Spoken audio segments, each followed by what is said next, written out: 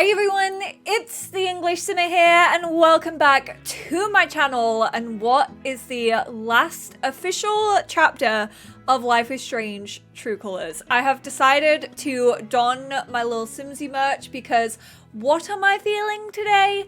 Sensitive. It's the last part of what has been my favorite game of this year.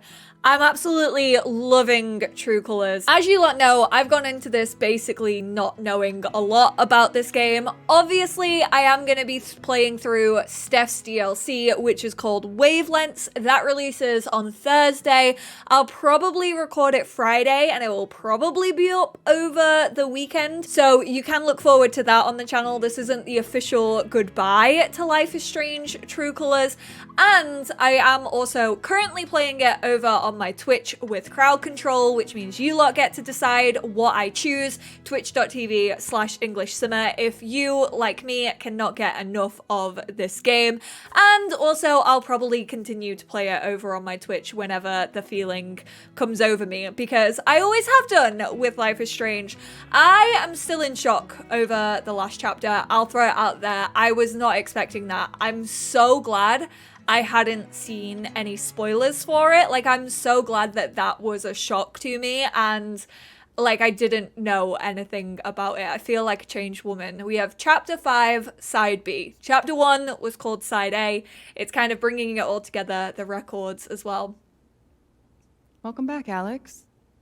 Oh, well, I wasn't expecting You want this to talk then. about your time in Colorado? No, not really. This sounds terrifying. Let's start with something positive. What did you learn from your visit to Haven Springs? Also, she's wearing the same outfit, so therefore I feel like this is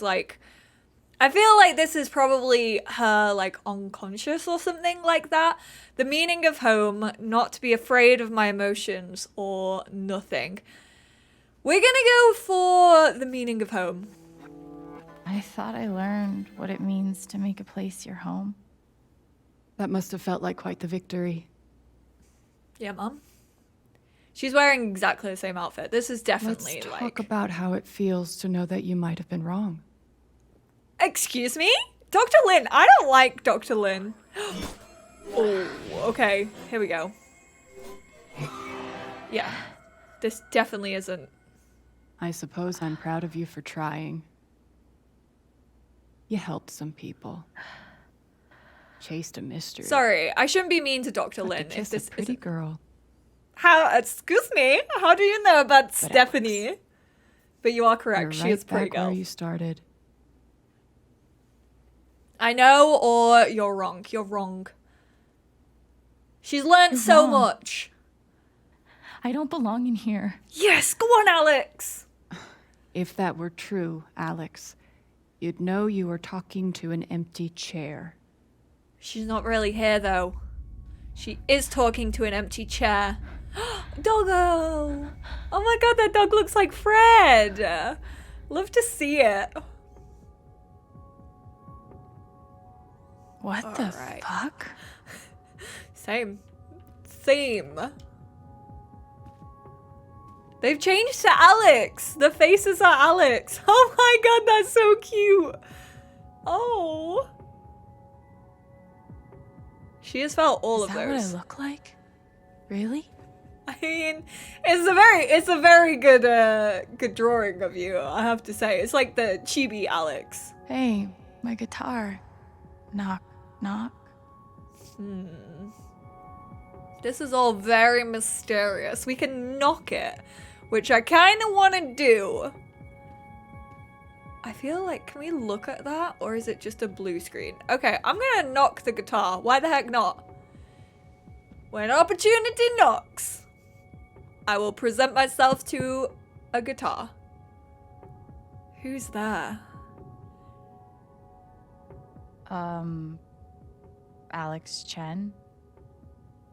Never My heard of guitar her. case has never heard of me.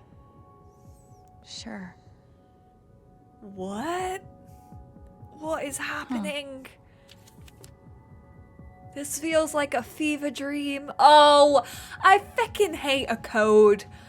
Although, I will say, I think it was in Before the Storm, we had to do a code to, like, get into, what's his name's, Mikey's older brother, like, his chest, and it was Mikey's birthday, and I saw so many people fail that puzzle, and I got it first time, like, without even knowing what to do. I was so proud of myself, and now I've just, like, talked up this big game, and I'm definitely gonna be really, really bad at this. Oh my goodness. They just wanted... that's me.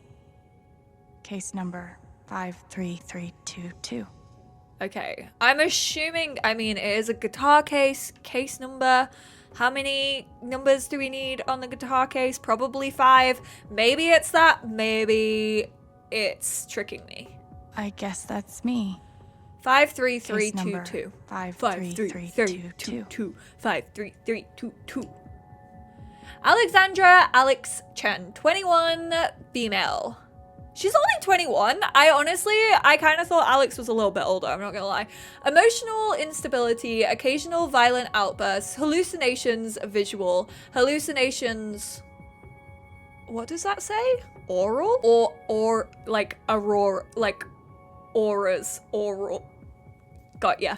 Delusional ideation, depression, anxiety, diagnosis, question mark, question mark, question mark, question mark, question mark. Thrown down a... what? Alex experienced a detailed and robust delusion that she is able to read other people's emotional states and believes that because of this ability, she is... I don't like the use of these. Hello? This feels like an attack. She is uniquely equipped to help others overcome their emotional trauma. Alex, help me get over the end of this game, please and thank you. It's difficult to overlook the irony. Someone as profoundly dysfunctional as Alex adopting the role of emotional caretaker. Had she not returned to my care, I do not think it hyperbolic to speculate that her reckless attempts at fixing her friends and family would eventually have gotten someone hurt. See, this game just feels like a personal attack because every single personality quiz I have ever done, I'm like the mediator, the fixer, and I feel very much like Alex is an INFP, the same as me. Is that me projecting myself onto Alex? Maybe. But you know what? I'm gonna continue to do it. I'm also like a type 2, which I think is like a fixer personality. It's my belief that Alex's delusions constitute a threat to her continued well-being as well as those of others. As such, I recommended Alex be thrown down an endless pit, her body shattered against each jutting board and errant brick until she is forgotten in the darkness beneath the world. Steph would never forget me. She literally told me, oh my god, what did Steph say that was really fucking romantic in the last part? Like, oh, what did she say? I need to rewatch the scene. Until she is forgotten. This is, in my professional opinion, the most humane thing we can do for her. Wow. Is Jed my therapist? Dr. Lin always records our sessions. It's not Dr. Lin, Alex. You are unconscious in the bottom of my mind, my dear. 12 years ago, I made a mistake. The kind of thing that you can't undo. Do you reckon Alex recorded Jed? I don't think so. You know that I care about you. With everything that has happened, I just want what's best for you. I don't think Alex suspected Jed, kind of like myself. So I don't know if she would have hit like record maybe, like as he started talking. Like it was a little bit weird. I definitely felt uneasy when I went down the bar stairs and the lighting was in red. Usually like that kind of art direction in a game means something evil is about to happen. I didn't voice it, but I definitely felt uneasy. But I was like, no, it's Jed. It's fine. These don't belong to Dr. Lin. Oh, do we have a photo of Gabe and Alex on like her first day in Haven? Tuning peg.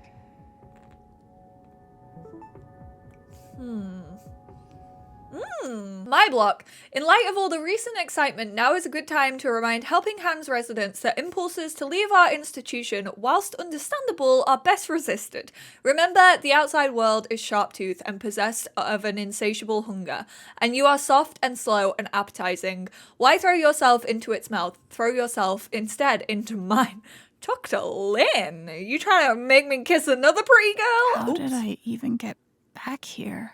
Attention residents, please join me in welcoming Alex Chen back to Helping Hands. We're happy, though not surprised, that Alex has once more submitted herself to the stultifying and inescapable embrace of our institution. The poster has disabled replied. ISO, one missing patient, answers to Alex. She was always scratching at the door trying to get out, but she's declawed, so her capacity to fend for herself is minimal. If spotted, please exercise caution when approaching. She will appear friendly and normal, but we've had some behavioral issues in the past. Please help me find my patient. I'm starting to get really worried. I like how these are reflecting the posts that we had when we got to Haven. Don't belong to Dr. Lynn. Right, let's take that tuning key. Oh, I genuinely... Why did I think that we were actually gonna... There we go. That's what I expected. I was fully expecting us to take the tuning key, like, from the photo. And that's exactly what we did. Alright, we've got the guitar. I've got to get out of this place. I'm assuming this is locked. Oh my god, the controller just wants to rumble. Of course. Like it would be that easy.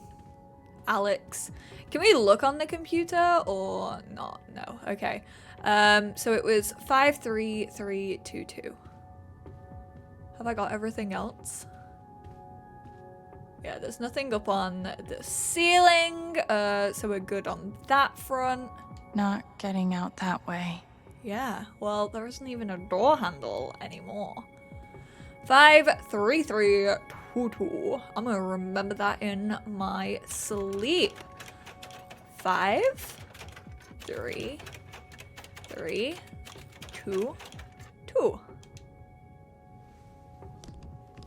I was gonna say, if that it wasn't it, that is the only number I've seen for the last 10 minutes, okay?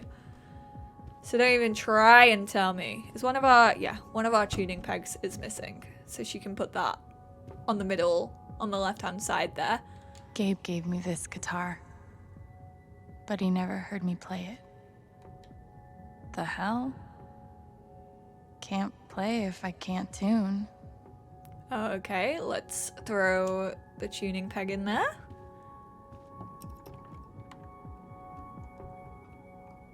See, again, like artist direction in video games, you can tell that this is like a dream sequence or a memory or like when she's unconscious because of like the mist. When anything's not clear, you know you're not like in real life. Look at me. I'm talking like I play so many video games.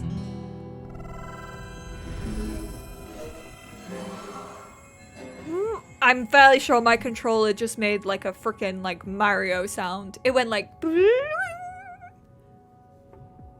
That was so cool. I've never heard this Xbox controller make a noise. Oh no! Honestly, I've seen so many thumbnails of like Alex dripping with blood, like with cuts on her face. And I was like, where is this moment? I assumed it would be in chapter 1, obviously with the whole Gabe thing. It was not. It is this chapter, which now makes sense. But I was just thinking, like, when is this gonna happen? Like, when is she gonna be bloody and sooty? How she survived is beyond me. Because she literally got kicked down a mine's shaft. Well, not kicked. She got shot. Oh, did it graze her side? I thought it got her hand. I thought, like, the bullet literally went through her hand. But I don't think it did. I think it looks like it's, like, grazed her ribs, maybe. Jed, you've got a terrible shot, my dude. Did we just happen to land on a bit of wood? Damn, Alex. I was just about to say you are lucky. I should probably keep my hands on the controller because I feel like it's gonna make me quick react. And if I know anything about video games, it's I really... That was blood-curdling. That scream was... That was like a replica scream of when Gabe fell. Erica does Alex's scream so well. Like, honestly, probably rivaling Sarah Paulson on her screaming. Like, where did those lungs come from? And I don't say that lightly, because I think Alex. Sarah Paulson is the queen. Hey, Gabe. Oh, I'm Gabe? glad that, like, Gabe's back in it just for this moment. You're dead. Why are you giving me the stank eye, So, Gabe? lots of people are dead, Alex. Most people. Where I are mean, we? accurate. I want to say a hospital. Dr. Mendez to intensive care. Dr. Mendez to intensive care. Yep, definitely a hospital. Gabe. Okay, here's what I do know. You are 10, I am 14. Our mother is sick. So is our father. Oh. But it's a different kind of sickness. Wait, didn't it say Gabe your was part. 27? You're 6, I'm 10. So that's 4 years different. But Alex is 21. And Gabe's 27? Is Alex really like 23? I don't know. Was she 21 when she was with Dr. Lin?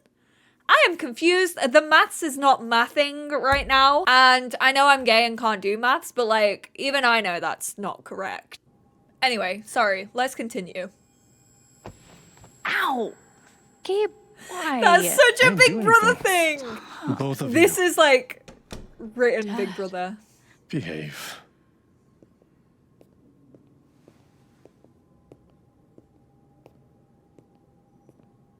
That is me and my Big Brother. Alex, go check on your mother. Okay. So his name was John. He wasn't a very nice man to them, I don't think.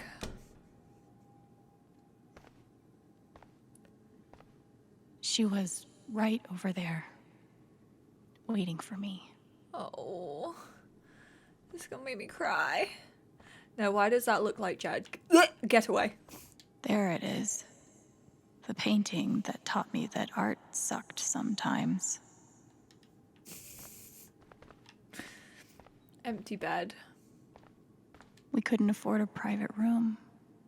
Just got lucky, I guess. I mean, I wouldn't really call this situation Gabe and I lucky. used to watch cartoons on this thing after school. They spent so much of their time here. Ooh, a memory. Mom used to fidget with her keys whenever she was worried.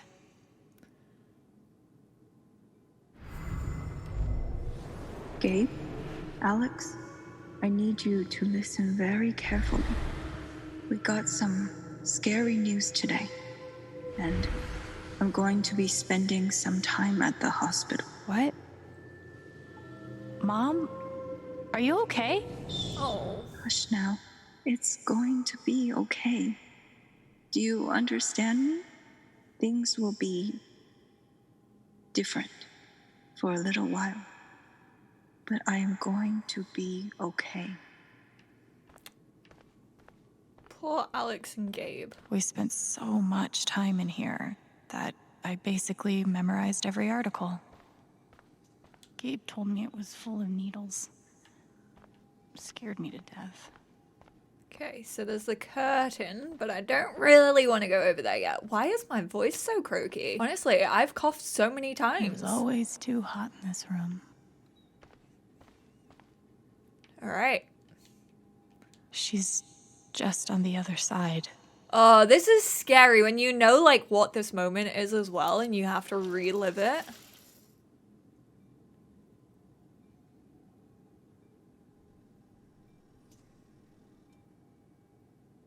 Like nobody ever wants to relive these moments.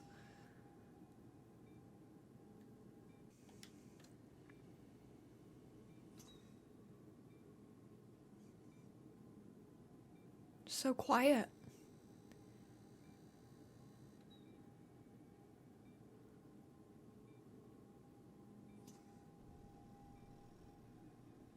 Dad's overnight bag, tissues. How many nights did Dad spend in this room? Sleeping in an uncomfortable chair and eating vending machine dinners. I wonder if he didn't become a very nice man after this, or if he was just like that before. There's something so weird and scary about watching your dad cry. Yeah, Mom. Mom. Every time I saw her, I worried it would be the last. Is that all there is? Hi, Mom.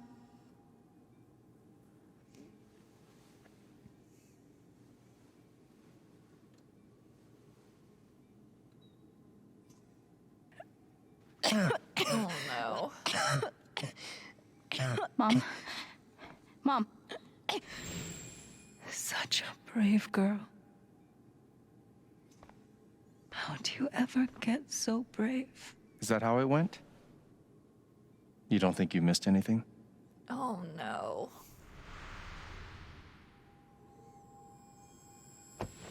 Ow! Gabe, why? I didn't do anything. Both of you, Dad. behave. We're in a time loop. Hello, face. Alex, go check on your mother. Okay. She's like, this feels very familiar.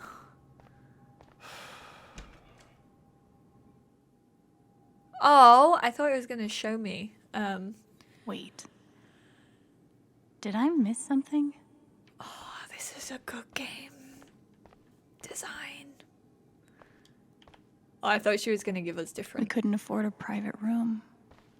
Just got lucky, I guess. We didn't look at the water.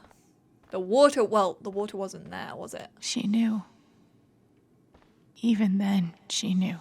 Got the magazines We again. spent so much time in here that I basically Waste bin. memorized every article. Okay, the water is the only No new matter thing. how much Mom drank, her throat was always dry. Can we not take it over to her? She's just on the other side. Literally, the war was the only new thing there.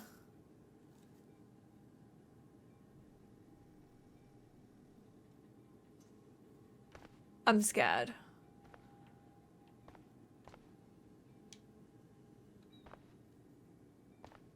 Hi, Mom. Are we gonna give her the water when she starts coughing?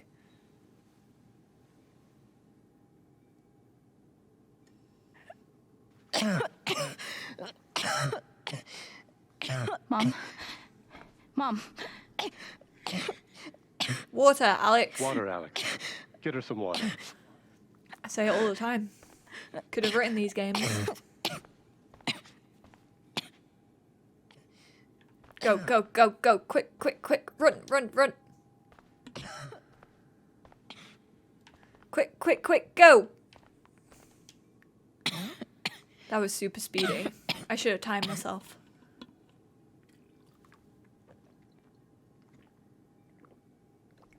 I wasn't meant to drink at the same time. Thank you. It just fell that way. You almost never cried. Even when you were very small. Did you know that? That's been my biggest challenge with you.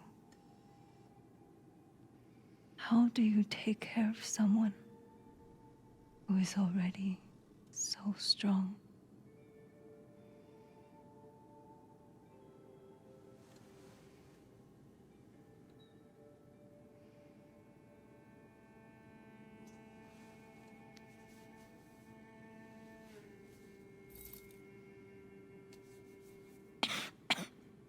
Oh no.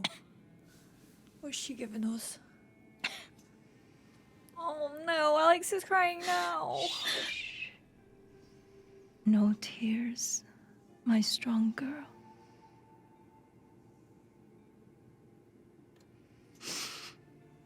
I want you to to make me a promise. Your brother, your father, they are going to need you. You have to be strong. Will you do that, Alex?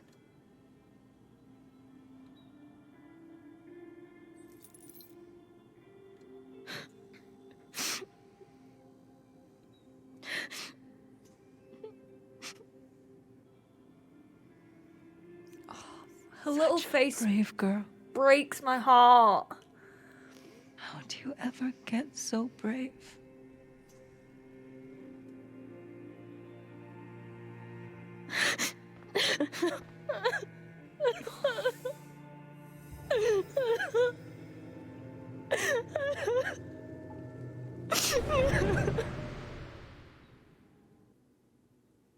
Well, that was heartbreaking.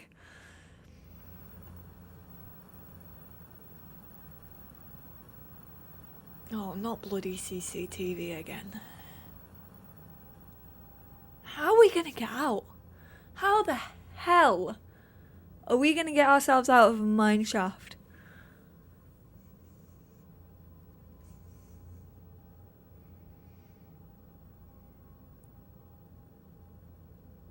Was this at home when we were younger?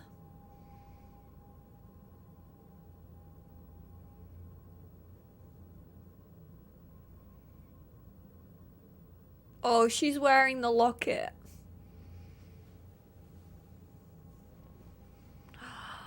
The Chen family household.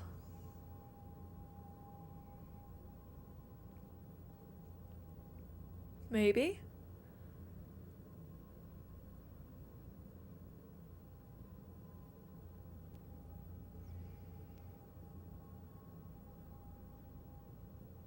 Oh, look at Alex and Gabe on the beach when they were little. Stop.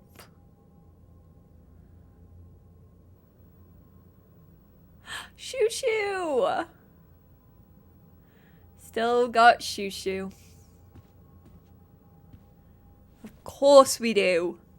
Shoo shoo was never gonna leave us. Oh, hey, Gabe. Was that the last time you talked to her? Mom. Damn, that clothing rail is cool. Sorry. I should not be commentating on the decor choices so. right now. Do you miss her?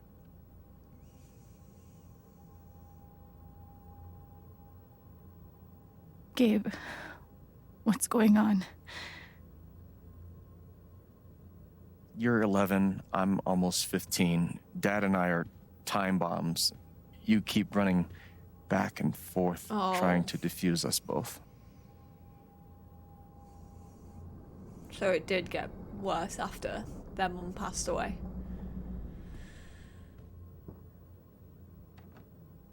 This is going to suck so bad. Oh no. Play your part.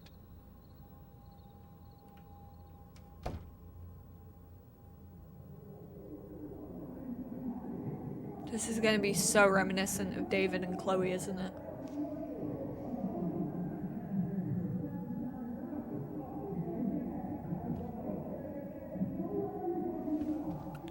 So I wonder if she actually felt like her aura, like her sadness when her mum passed away. I wonder if that was like the trigger of events, like that started Alex being able to feel.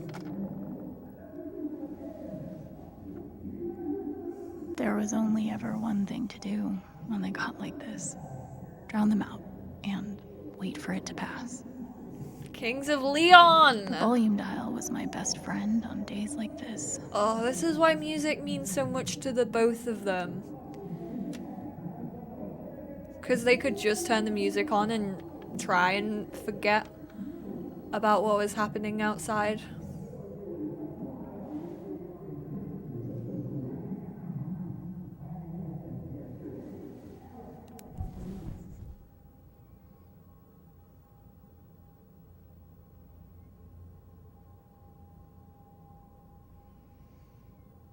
Oh man, this is so tough to watch.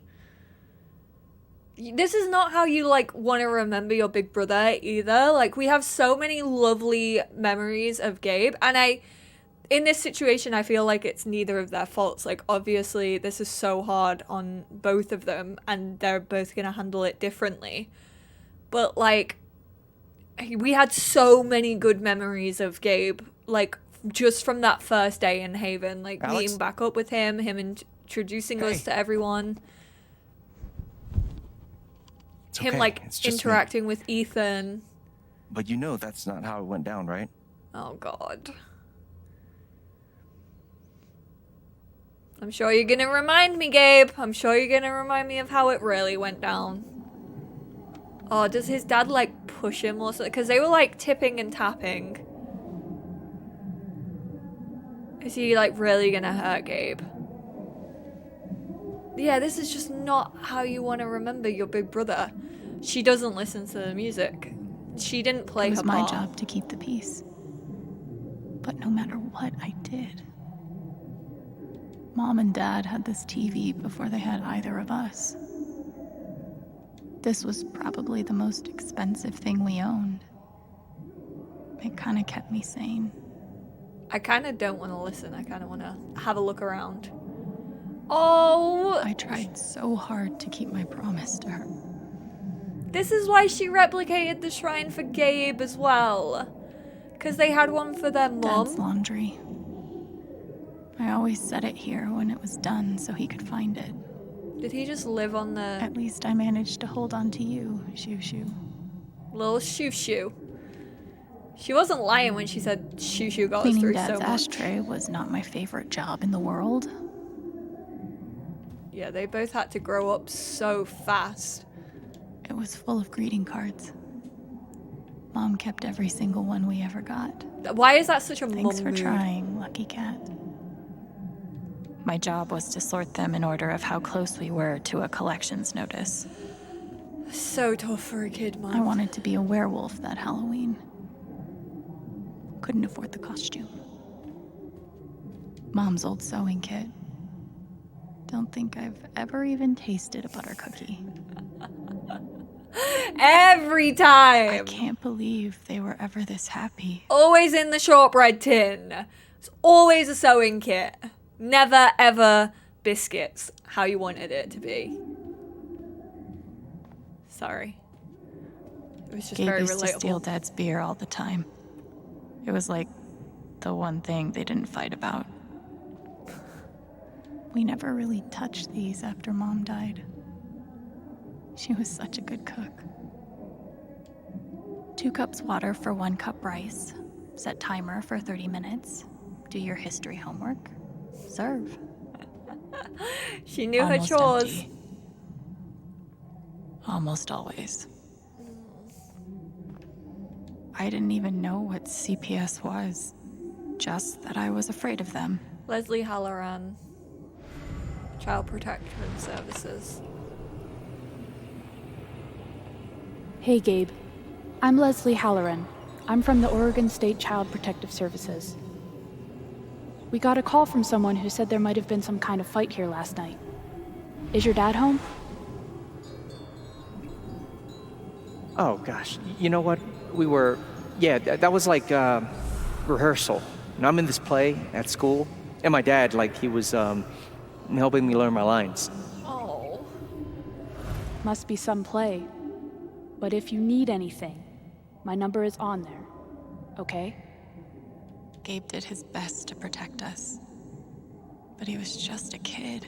He didn't want them. He kind of knew by 15, like, they were both gonna get split up. And he didn't want Alex to have to go through that as well as him. Bless him. Always the protective big bro. Let me look at the Gabe comic loved book. Son of Lead back when it was an indie. It was too gory for me. The fact that they still read it to this The day. Killer Mistress tabs in this book weren't even close to right. Junior Headbangers Guitar Academy. Intermediate level. That clothes rail is so cool. When wasn't this place falling apart? Is there anything else on the ceilings? Okay. Oh, I didn't look at the backpack. Gabe had barely used this backpack in weeks. Nobody could get him to go to school. Gabe and Dad were so loud when they fought. I hope I've looked at everything. Where you going? Are you gonna tell her? Or is that my job? Keep your voice down. Fine, I'll do it. Alex, Dad lost his job again. So we're broke. Again. Don't talk to me that way. Despite what you may believe, you do not know everything. You think what? I laid myself off? It's okay. We'll figure it out. I could, I don't know, Dad. But what are we supposed to do now? We gotta eat. We can sell some records. Or what about my guitar? We can sell that. Alex. Oh. What is it gonna take to get you to stop defending him? If your mother could see you now. I don't want to hear about Mom. Gabe! I'm so tired of you using her as an excuse to be a piece of shit. Don't fucking touch me, piece of shit. Dad. Oh. Damn it, Alex. I'm okay. It's okay. It was an accident. Alex, Yeah, but if he hadn't have hit Dad. you, he was gonna hit Gabe, wasn't Dad, he? it's okay. Really, I'm not hurt. I can't do this. Dad?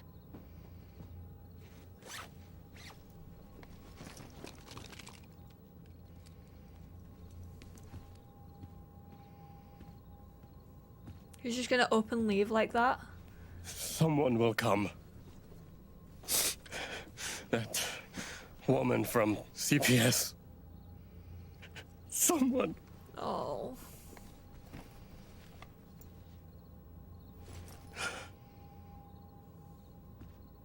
Dad! I'm sorry. No. No. Dad! Oh, not the locket.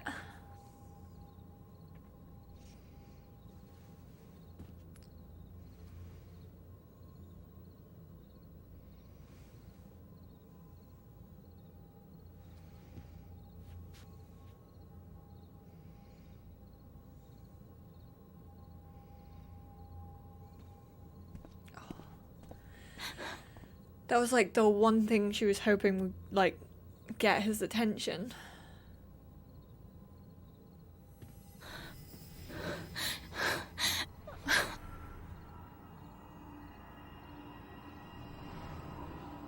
This is a lot, man. I wasn't expecting this. I mean, I knew this episode was going to be intense. When is a last episode not intense? But, like, this is...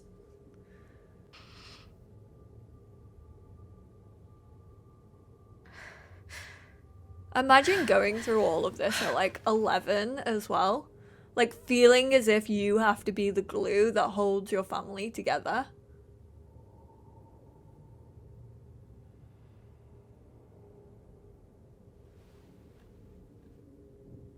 Little Shoo Shoo. Look how happy Shoo Shoo is all of the time. It just makes me Hey, can I smile. ask you a question?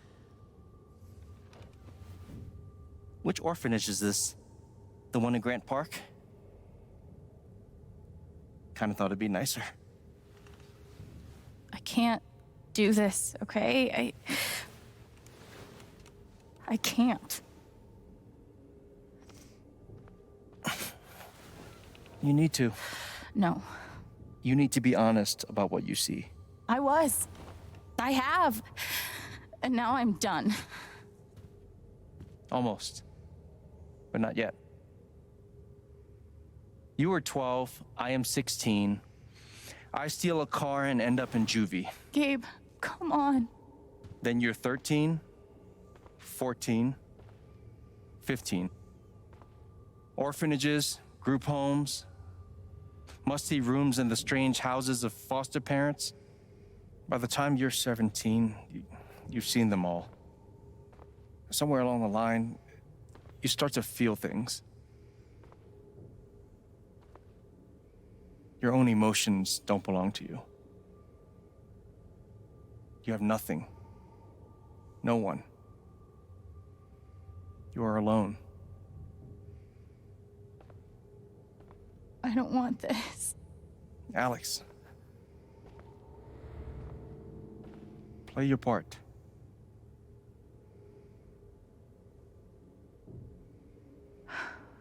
Play my part.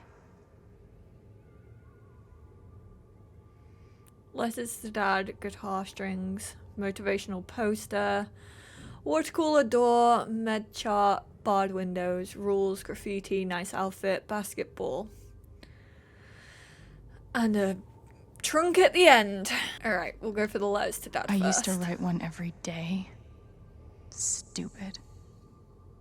Did you know his address? You clearly missed him. And I thought he missed me. Hence, stupid. I wonder what happened to their dad. I wonder if she sent them or if she just like wrote them to try and get stuff out to him. How you holding up, Shu? Can't believe how long you've had that thing. Hey! That thing was my only friend after Thank you, left. Alex. Speaking on my behalf. Guess I missed a few days. Happiness is a choice you make every day. I hate that. Sometimes you just want to feel things, you know? We weren't allowed to bring glass into the dorms. So we had to drink from this thing. Like hamsters in a cage. Except if you give a hamster a glass, they don't toss it at the other hamsters' heads. Or like smash it and then things get even worse. Pretty sure it's locked. Must be after curfew. We're not going anywhere. The fact that they have barred windows. God. They put me on so many meds. This is so much to take in. Charlie Alvarez, Paris. Oh, I'm not even gonna attempt to read these. 10 milligrams, one per day. Rita Arliss, 1 per day, 10 mg. Sadie Banner, 320, I don't know, micrograms? I'm not sure. 2 times a day or as needed. Sertraline, 50 mg, 1 times a day. Alex Chen, 1 a day. Lithium, 90 milligrams a day, 2 times a day. Holy crap! Alex was on so many. 40 milligrams 2 times a day, breakfast/lunch. 3 milligrams a day, 1 per day. Caitlin Cullen, 100 mg 2 times a day, and then 2 mg 2 times a day. Holy smokes. Alex was definitely on the most. Did any of them ever work? Some of them helped. A little. None of them fixed me. In their defense, mutant empathy isn't exactly in the DSM. Thanks, Gabe. Always the supportive big brother. You know how to calm me down. Oh, this barred window. They used to say this place wasn't a prison. Sure. Whatever you want to tell Maybe they them. were trying to keep you safe? Guess so. Whatever the reason, the end result was prison bars. I took a fork in here one time and hid it under my mattress. Just 'cause, fuck you. Fuck you, I guess you could say. Dormitory rules: residents must adhere to their assigned schedules at all times and are not permitted to loiter in the dormitory outside of designated free time. Glass and silverware are to remain in the canteen. Do not bring these into the dorm. Non-resident guests are not permitted in the dorm. Lights out occur 9 p.m. every evening. No music, no TV, no screen time after lights out. Failure to adhere to any of these rules will result in disciplinary action. They should have stenciled the same thing on all of us. Property of You Oregon. really feel like you were their property? We didn't belong to anyone else, did we? They probably didn't respect you as much as they did the basketballs. I remember the kid who put this here. Sally. Sadie Something Banner. with an S? You were friends at first, right? Way at first. Then I freaked out on her and she was done with me. Just like everyone else. We're never getting out of this fucking place. Fancy. Everyone had one good outfit. We wore them to meet the parents. Did it help? Kinda think you already know the answer to that question. Okay, we got the guitar strings. Well, there are my strings. Where's my guitar? Oh no, an angry one. I don't understand. Why can't I have my guitar? We've been over this, Alex. Your guitar stays in the rec room. You can play it during free time. That's bullshit. I don't need it in the fucking rec room. I need it when I'm stuck in the fucking dorms. Alex, that's enough. Maybe we'll just take away your guitar privileges entirely, if that's what you prefer. You can't do that! Everyone's feelings were so loud. I just needed something to distract me. Yeah, with no music or anything, and like no screen time, no TV, it makes absolute sense that you wouldn't want to hear every little thing. Like, think how many emotions people are feeling in a place like this, and like to constantly have that running through your head, because she probably didn't have the control over it when she was younger that she has over now. Like, now it's kind of like reading people, whereas back then she probably didn't even know what to do, and they just like assault her mind, like literally would have just been pressing on her brain for ages. All right, I guess we've got to get on the Foot Locker.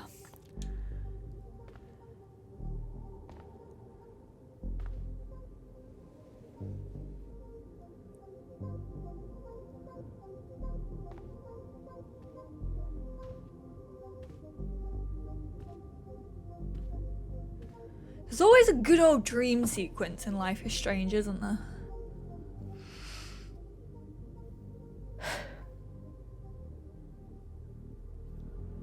Oh my god.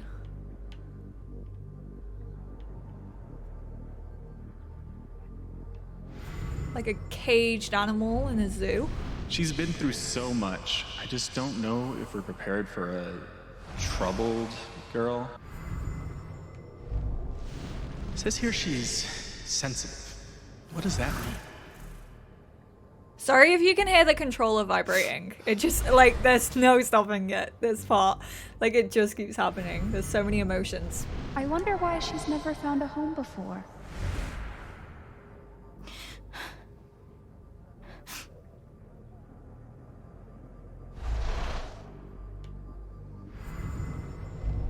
I'm sure she's a sweet girl, but she's not for us. She's awfully old, isn't Oh. she? This is the kid that's been in all those fights, right? I want to help. The fact that she can I hear really do. everything they're thinking. There's just something Off broken. Wrong. with her.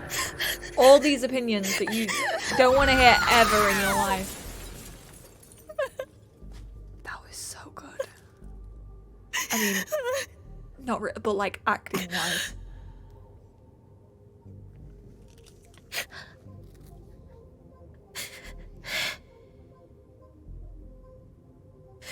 No wonder, like, it got the best of her at times. Because, like, imagine having to hear everything that everyone ever thought about you, like, without Sorry. you allowing it. Why? You need to see it. See what? That nobody picked me? Nobody picked you.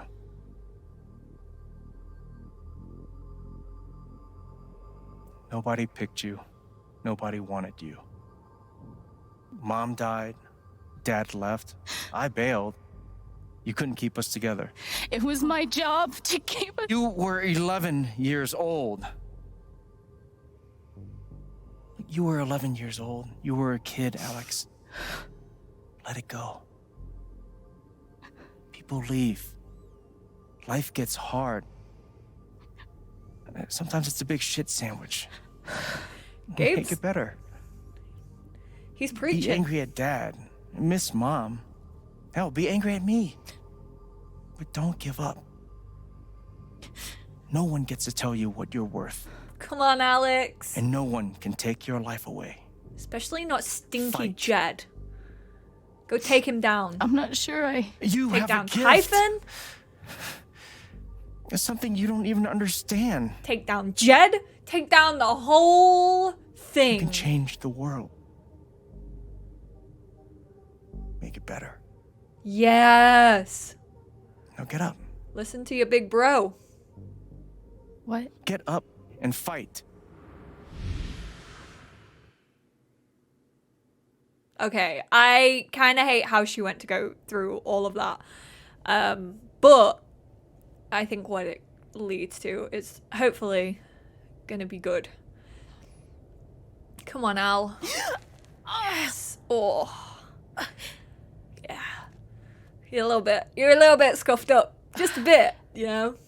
Don't worry. I'm sure Steph will patch you up. Sorry. I should not be thirsty right now. That definitely should not be coming out of my mouth in these times. Anyways. What's that? A lantern.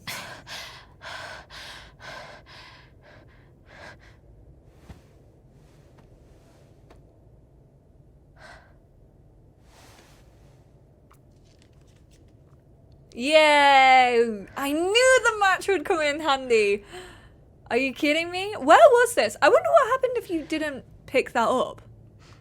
Because, like, wasn't that a choice, like, to look at that match? Or was it, like, I swear it was in the chest. So, like, some players could have missed it, possibly, right? Maybe I'm misremembering. A lot has happened, let's just throw it out there, in the last couple of days. We've been through a lot, you know? If you hadn't realized. Don't tell me it's not even gonna work. Yes, Gabe! Legend. Come on, Al. Sorry, I don't know why I started calling her Al all of a sudden. Literally haven't done that this whole Let's Play. Apparently, we're just on, like, Al terms now, you know? It's my nickname for Alex.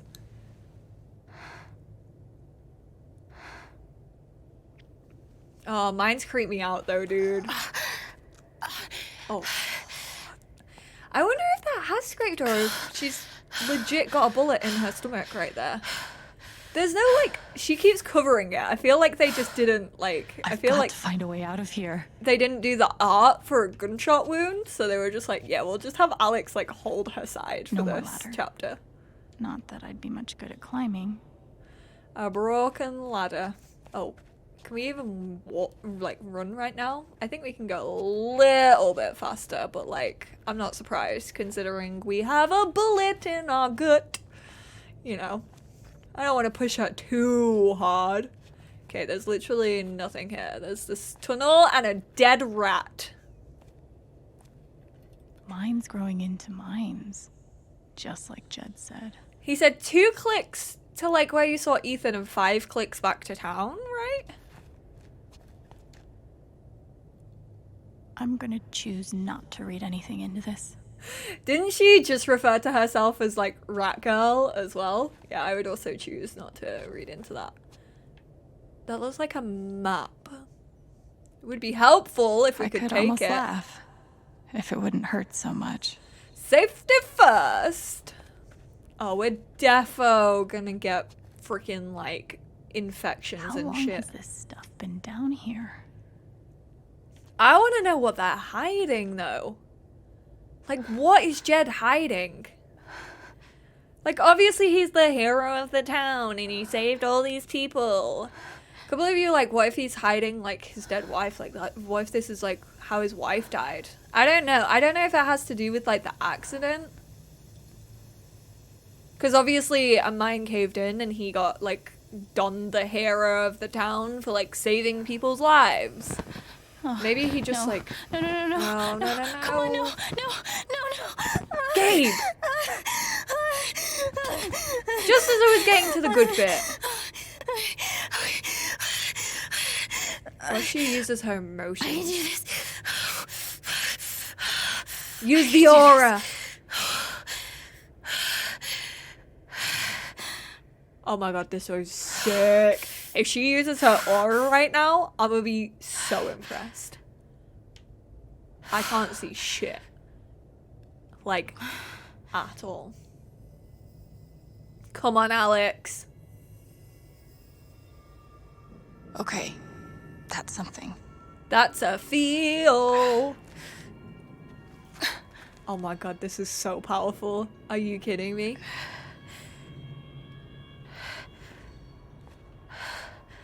That aura is the only lead I've got.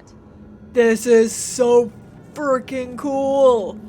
I mean, I can't see shit elsewhere, and I swear there was some good stuff to look at, but like, I'll follow the aura. This is cool. Using her power in this way is pretty sick. All right, boys, getting close. Helldivers for life, huh, Jed? Dig so deep, we see where the devil sleeps. Okay, Goddamn right. Yo, shit out, This is Jed. it. This is what Typhon tried to bury. The hell you been hiding? The hell you been, Loka? I'm sorry. I should not be making Twilight references right now. What the hell have you been hiding, A lot of Jed? runoff moisture in this soil. Jed, we gotta call it. This dig is fucked. Nothing's fucked. Jed, we got no pumps running. No. My teams have never quit a dig this deep before. We finish the job. So he knew. He knew it was unsafe, and he still let all these people sacrifice themselves. Of course he did. Selfish prat. Doesn't think of anyone but himself, even though he tries to justify his actions for his son. Steady.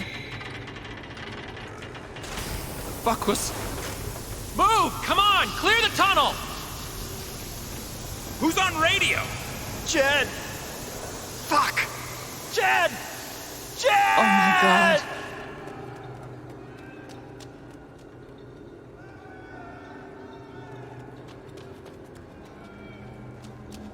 Didn't even care.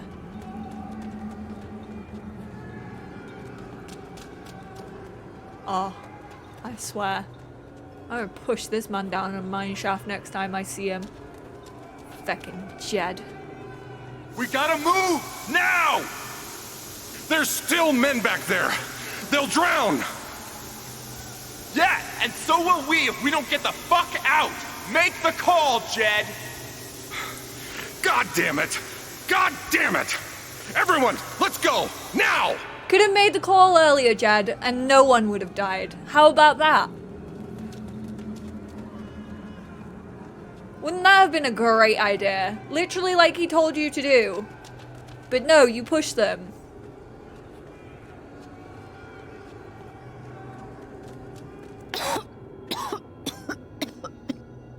Smells like fireworks. Must be where Typhon blew the charges. How are we gonna find evidence of this, though? Like, I guess they could literally send someone down this mine shaft and be like, look, they fucking tried to cover this shit up. But, like, realistically, what are we gonna take from here that proves? I mean, I guess this glowing aura will show me exactly what I need to see.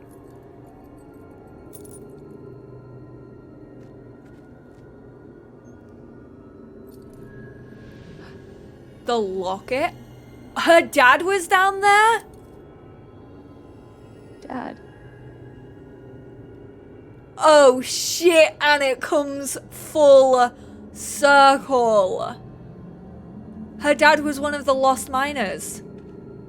Alex has a personal vendetta against him now. He didn't not care. Jed! Come back! Jed, you son of a bitch! You. Chen! Swear to God, You gotta Jederick. stop, man. Jed! Fuck you, Jed! Come back! It's over, Chen. He's not coming back. I'm sorry. I'm so sorry. Look at her face. Alex is gonna protect and attack. Oh, that's so good. Are you kidding me? I didn't see any of this coming, but oh my. But now, so Jed's been literally responsible for her dad and Gabe. That's fucked. Go on, Alex. I don't know how she did it. I don't know how she got out. But I am ready to take a man down.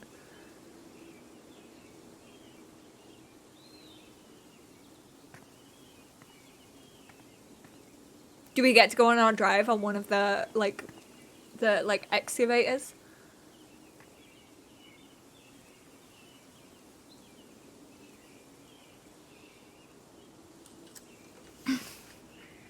The hypocrisy.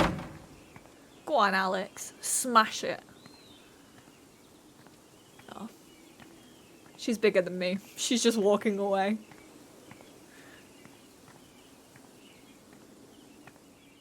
He was almost responsible for all 3 Chens dying. Are you kidding me? How are we gonna prove this shit though, man? Like, everyone fucking loves Jed.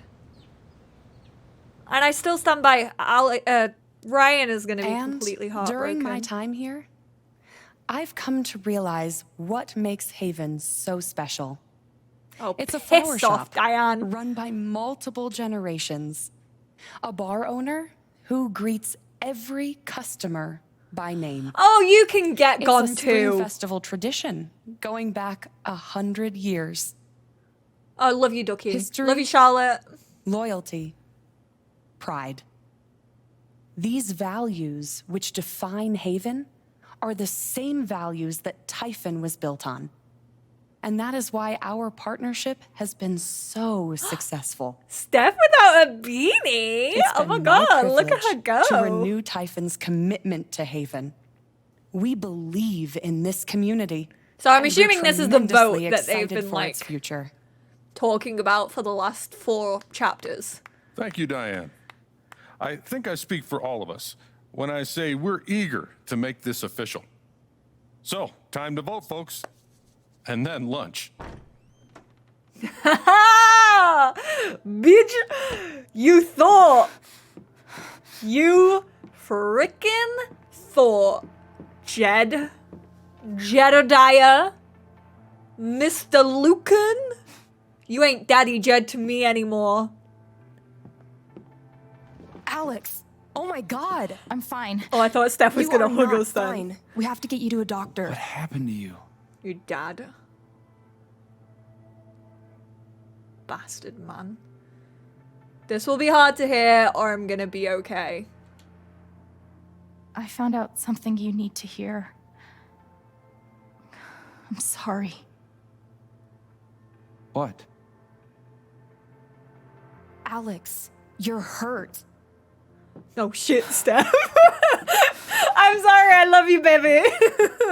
Do you need help? We can call an ambulance. Typhon's been lying to all of you. And so has Jed Lucan. Alex, what's going on? Fuck you or don't pretend. I want to say fuck you, but fuck it, I'm gonna say fuck you. I was gonna be respectable. Sorry. What the hell happened? Sorry, Elena. I was down in the mine last night. I saw what Typhon's been hiding for 12 years. Jed Lucan isn't a hero. That whole story is a lie. Jed caused the accident. And then he abandoned 7 of his men. He let them drown to save himself. How are we gonna prove this shit, There man? were pictures of me and Gabe down there in the dirt.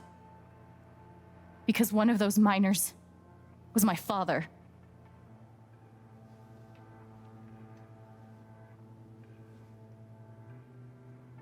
Typhon wanted to keep this covered up in case it jeopardized the vote. They're afraid or they're ruthless. Everyone at that company is scared to death. All they do is protect themselves. I mean, we've seen that. So they decided to bury the evidence. And nothing was going to stop that blast. Diane's like, Not oh, even the shit. fact that there were 4 people up in the mountains. That's how Gabe was killed. Jed knew all along. He covered up the truth about the past, about Gabe. And when I found out, as you can see, he tried to kill me too. Oh, look at him. He's like, no one's gonna believe you. Ugh. Eleanor's little face. Why aren't any of you saying anything? I mean, Alex, that's an awful lot to take in, you know? We don't want to embarrass you, Alex. Have they already voted? Not embarrassed or didn't ask you. This is so, like, realistically think, what proof do we have? Try me. These accusations are, well, they're insane. I'm sick of hearing and that. Trying to go into the mine was obviously a very dangerous, very illegal thing to do. But we all sympathize with your situation. You've been through so much. Your brother was your only family, wasn't he? Yeah, because Jed killed my How dad. much you want an explanation for his loss. Something to give you comfort and make your life seem less unfair. I know you have a conscience. You suppressed the evidence. I'm gonna play on guilt. Why don't you just tell the truth? You've been planning your exit from Typhon anyway. What? You never signed up for threats or attempted murder. You hate this. Now's your chance to stop.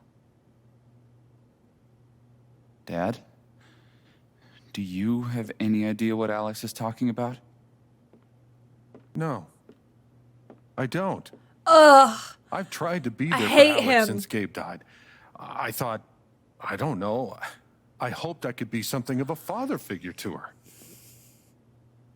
I All want I to can throw guess my is monitor out of my sometimes window. when we're hurting, the people we lash out at are the ones who are trying to help. He's made himself look so much like the good guy. Like, the overcompensation has been real. The free rent. He probably knew that it was Alex and Gabe's dad, and so he was like, okay, I'll take Gabe under my wing because I owe him for the life of his father. You're lying or you're a monster. I'm gonna just go with you're lying. This is an act. You're lying. It really annoys me Please. how he's got the whole town. I know this is hard to accept. You all trust him. I did too. I did. I called him Daddy Jed. I believe you. Of course I do. That's my girl. That's my woman. I believe you too. I'm horrified and shocked and still processing everything, but I believe you. Charlotte! He's not. Surely. Miss It's gonna Harmon, break please his remember heart. the terms of your settlement. My son and I are relying on that money. Then you should know that a public change of stance will nullify the agreement. Oh no. Is this gonna come back to bite me on the bum?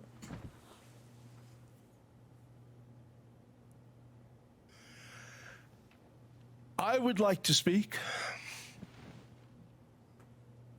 This young lady came to Haven as a stranger. Come on, But Ducky. over the last few weeks, Save me. she's become one of us. Now, her story certainly seems unlikely, if not impossible. But she deserves at least an investigation of her claims. We ought to take her seriously. Come on, Ducky. My savior. That's my boy right there. Daddy Ducky. You're being unhelpful. Alex. Oh. Sweetheart. You know our mind can play tricks on us. None of it is your fault. It's so hard to admit you need help. But it's always better in the end. We're all worried about you. Let us help you.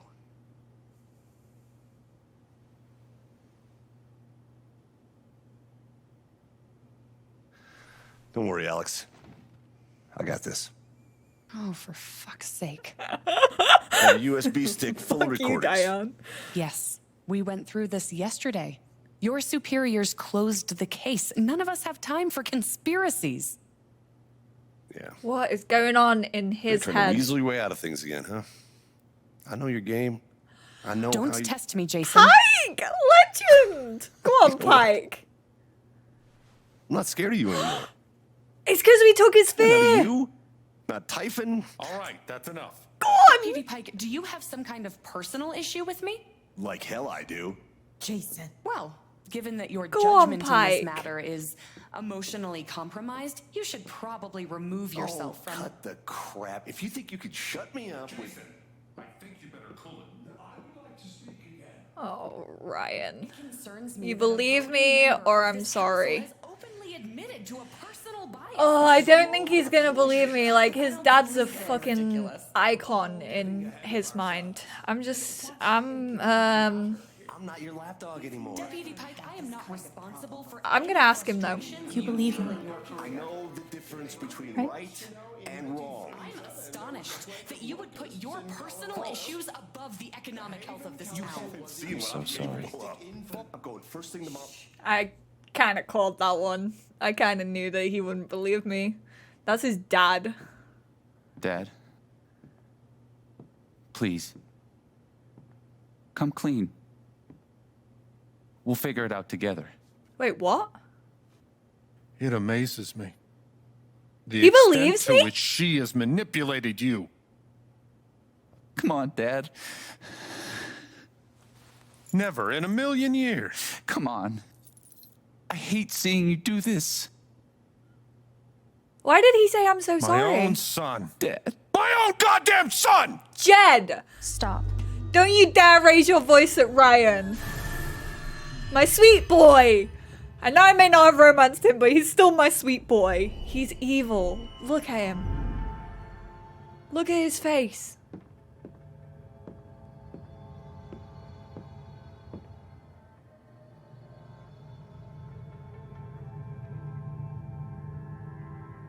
Just me and you, Jed. I know why you tried to kill me.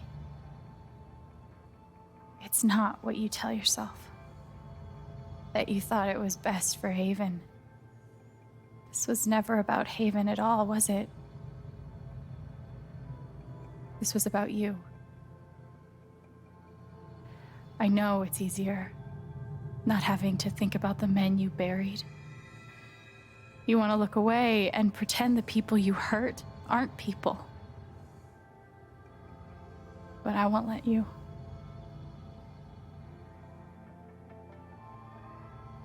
My father worked for you. His name was John.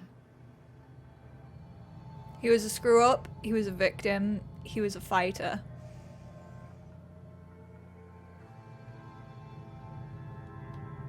The world never gave him anything for free.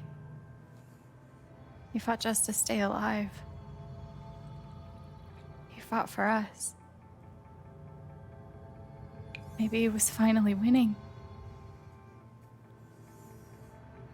But you killed him. They just erased him. Literally. And then Gabe, my big brother. He was building a family, he was starting over, he was happy. He was building a family here. Doing it his own way. Figuring it out as he went along. He was so nervous about it. And so excited. And he brought me here to be part of that family. But he died. Because of you.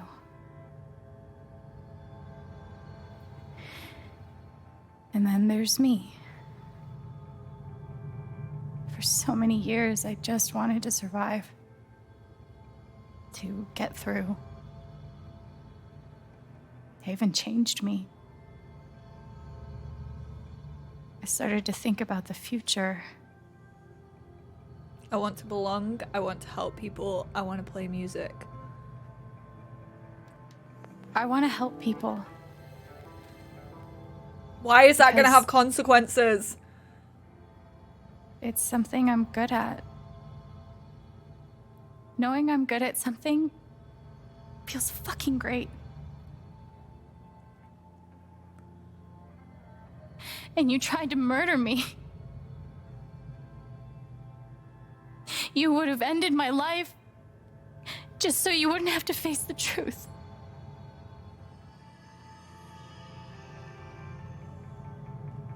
He's so panicked. Look at his eyes, man.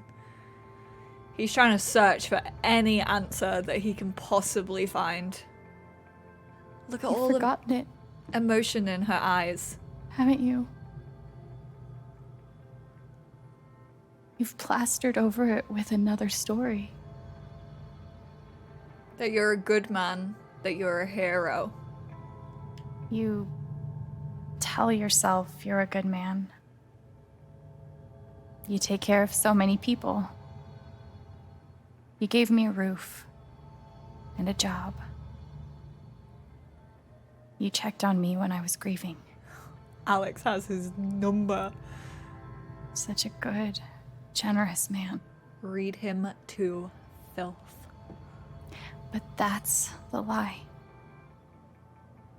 If you scrape it away, what do we see? You're a coward, you're a pawn, or you're selfish. Oh, I mean, they're all true. You're a coward, you're selfish. I'm gonna go for you're a pawn. 11 years ago, you led a group of men to their deaths. And then you gave your soul to Typhon. You let them tell you how awful it would be for your wife and son to find out. You let them tell you that Haven was more important than the men who died. When it really mattered who you were and what you stood for, you let Typhon decide for you. I can feel you trying to pull away. Don't. Oh, this is so good. The truth hurts. Sometimes it's so awful you think you're gonna break. But when you come out the other side, and you're whole and free and still alive, then you'll finally know how strong you really are.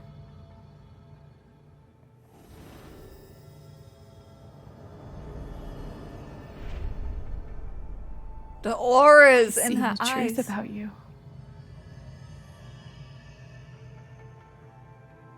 You hate yourself. You hate what you did in the past. You hate what you've done to keep it secret. And the more you deny that hatred, the worse it grows.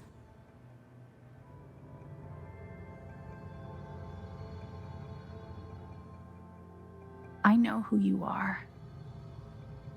I've seen the worst parts of you. But I forgive you. Oh. Why? Why would you make me make this decision? I don't want to forgive him. I really don't want to forgive him. Not just yet. Like, this has literally just happened. He was a pawn. He was in their pocket. He was scared for his family. But I still don't think any of that justifies, obviously, what he's done. He also manipulated a whole town. So there's that. Has he been a good man? In a sense. In a superficial sense. He has looked after Charlotte, made sure she hasn't starved. He looked after Gabe. Perhaps out of guilt. Most of it out of guilt.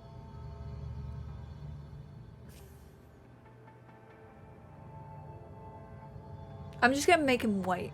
I'm just gonna make him sweat it out a little bit. I forgive you or I condemn you.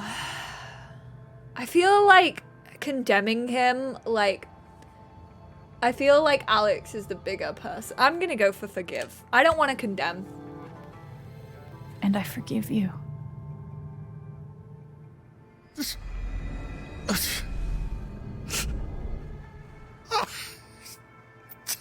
If he might admit it, if we forgive him. It might be too much.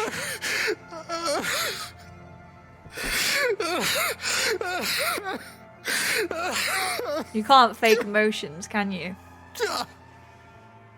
Not like that. Not when someone tells you something that big. If they see the way he reacts, they're like, oh, shit. Don't think she was lying, actually. Think she may have been telling the truth on that one.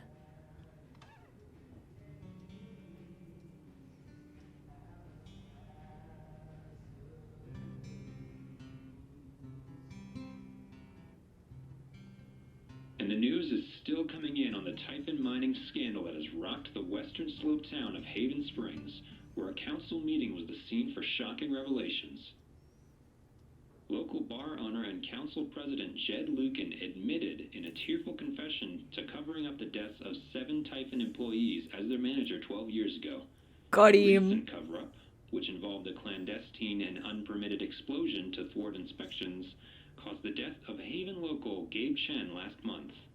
Mr. Lucan is currently in police custody, awaiting arraignment. We will have plenty more about this developing story, including the resignation of Typhon CEO, the market impact, and what it all means for your drive time commute coming right. Oh, shot. That was sick, Alex. Damn. Yeah. That may have been hotter than the The wings. silence is worse. I need to get some air. Do I get to play mine haunt?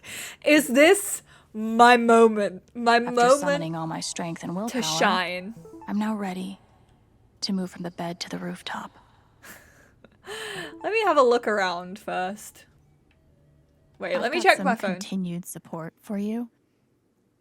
All right, we've got some messages. We at Typhon Mining would like to express our gratitude toward Haven Springs for your continued support. We have issued a statement which is available for you to read on our website. Hey Haven, the Record Traders is currently accepting applications. Priority will be shown to applicants with previous retail/broadcast experience. Fill out an application on our website. We'll be conducting interviews next week. Dope. Okay, so I'm def applying if you're hiring 16-year-olds, lol. But is there like a sudden opening? Who left? Nobody just yet, but to be honest, I'm kind of eyeing the exits, looking for new adventures. Oh, geez, I'll miss ya. Back at you, kiddo. Little Steph. Do I need a Charlotte Harmon portrait?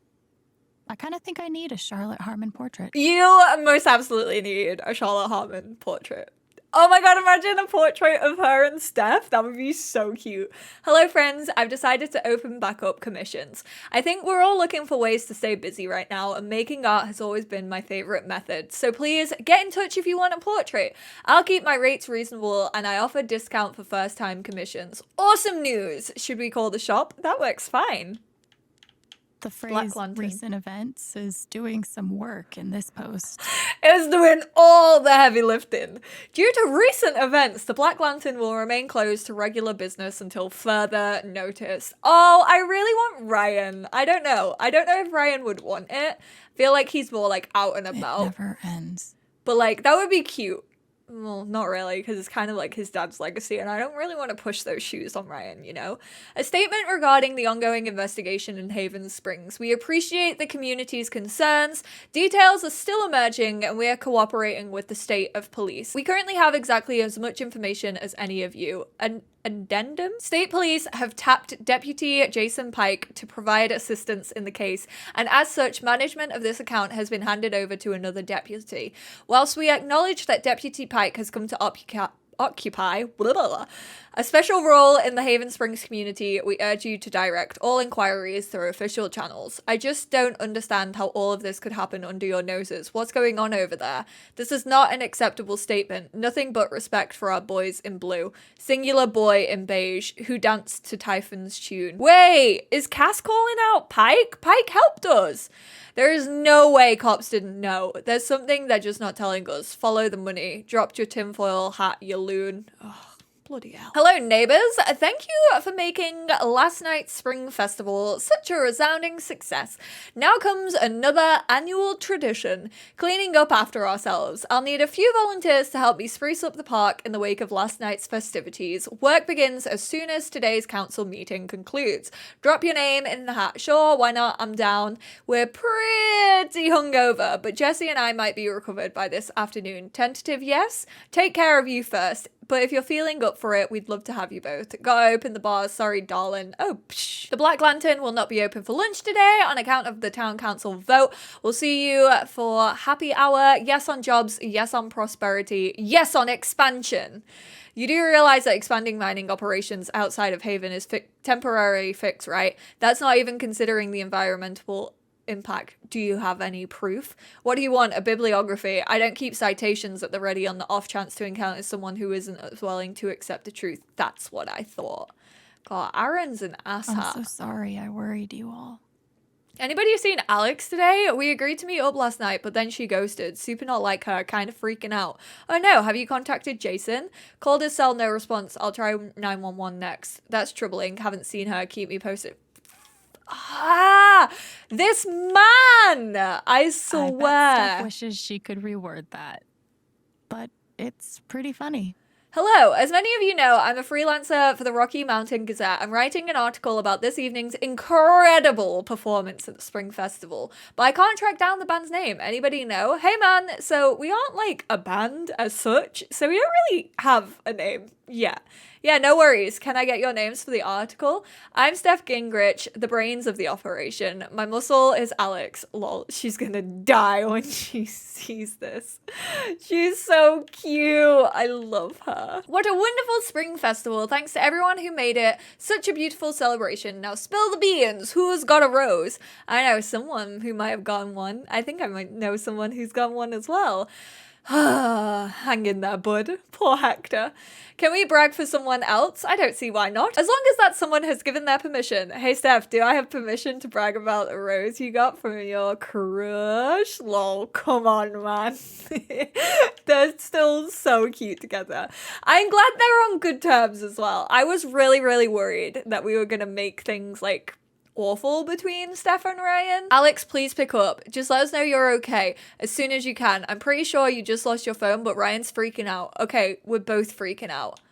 We just want to make sure you're safe. Call us. Alex? Oh, they were both so scared. Alex, Arthur Jones with the New York Telegram. We want your story in our ongoing Typhon coverage. When is a good time to speak over the phone? Sorry, I'm not doing any media right now, getting a lot of requests. When did you learn that your father lived in Haven Springs and worked with Jed Lucan? How did it feel that Jed Lucan was responsible for the mining accident that killed your father? Why do you think Jed Lucan confessed to his crimes?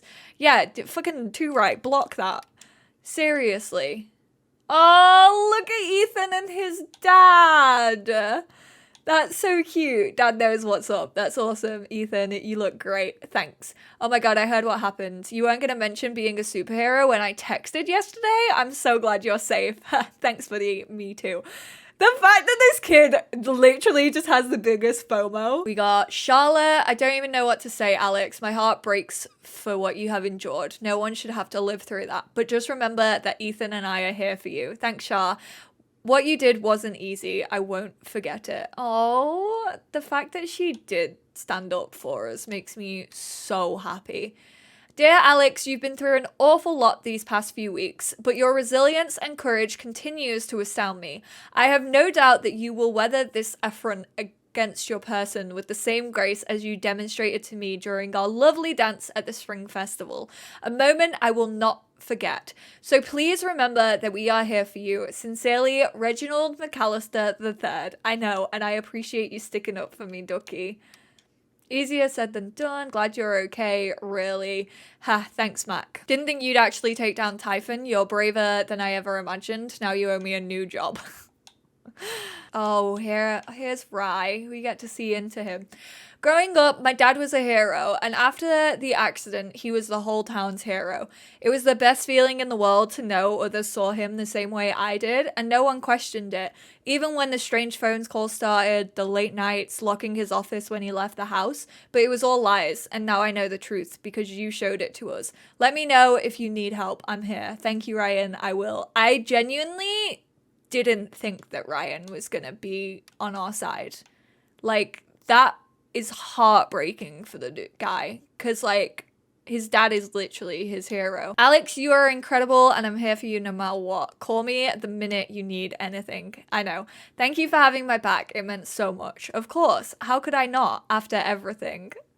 I love her. Stop, that was so high-pitched. I'm so sorry if I just woke up all of your dogs. Hello, Alex, this is Jessica Martinez from the Rocky Mountain Gazette. I'm sorry to contact you out of the blue. I know you've been through a lot. We're working on a story about the Typhon controversy, and I'd love to speak with you either on or off record about your experiences. I'm not really comfortable talking about it right now. Your comfort would be my priority. Please contact me at this number if you change your mind. Thank you for your time and stay safe. See, that's how you do it. That's how you be a journalist who actually like cares about people, you know? Ooh, we got some journals. Okay. We've done Steph Joy. I don't think we did read, yeah, Rat Girl. So then we just have Jed, Alex, question mark? I got good at describing other people's emotions in this book, even new emotions, complicated ones. I could push through the mystery, find the words, but I don't know if I can do that here. I know that something in me resonated with something in Jed, each looking into the other, drawing us together. I saw it in him, and it was like walking into a house you used to live in, seeing what someone else has done to it. Blazing self-hatred, so bright you can't let yourself look at it. The sure knowledge that you spread rot into everything you touch. The rigid feeling of the role, the routine, the lines you memorize and regurgitate to keep yourself from succumbing to the pull and look at the truth.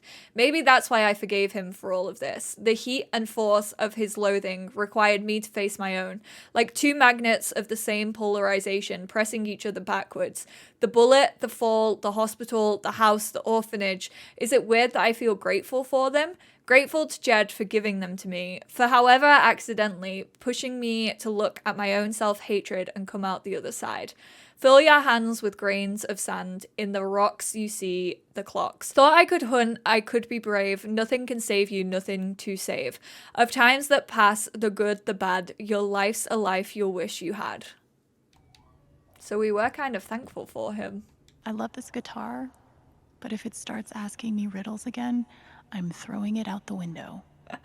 Literally how I felt this entire thing. Just wanted to throw my PC out the window. Maybe Dad deserved everything he got, but I'm still glad we were there with him in his last moments. Look at baby Alex and baby Gabe. Little cuties. We can lie down, which I think will give us like a little thinking moment. A little thoughts moment, perhaps. Maybe we'll just sing, in which it will be copyrighted. But I kind of want to hear if Alex is gonna think some thoughts. The last 2 days, trying to think things through. But I realized it's actually the opposite. When I'm playing is the only time I get to not think about Jed or Gabe or Dad and what could have been if he'd never come to this town. Most of all, what I don't think about is me, because I've never been good at that. And suddenly, it's the only question that's left. So, I just keep playing. Like, what does she do now? That's her decision, isn't it? She's got to think about what's best for her, what she's gonna do, where's she gonna go. We've had the thoughts.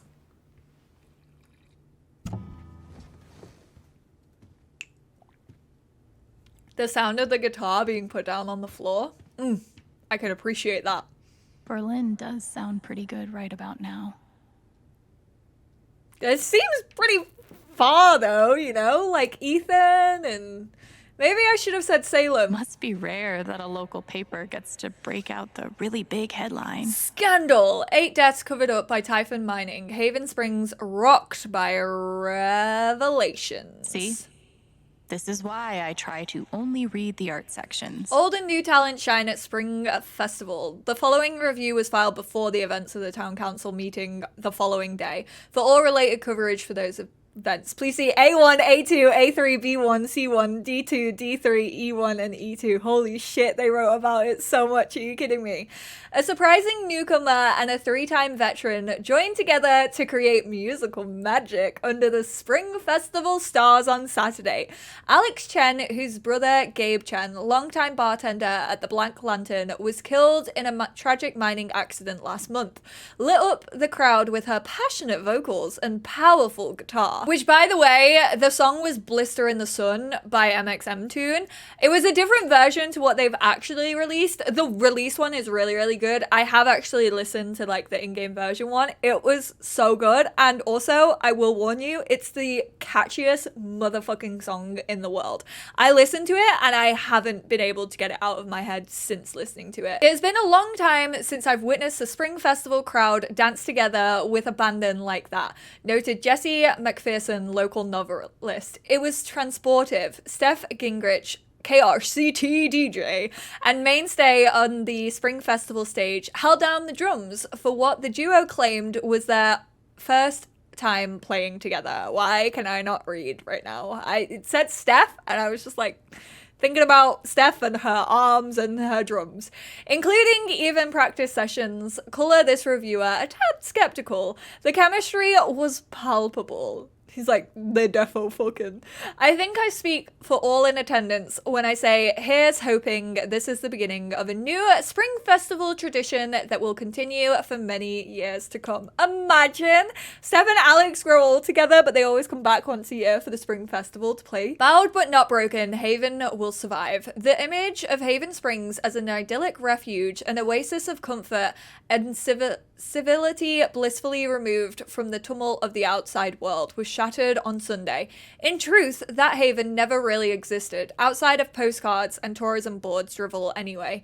But whilst we have weathered troubles and fought demons in the past, we know that Typhon mining scandal will leave a huge scar on the psyche of our small town.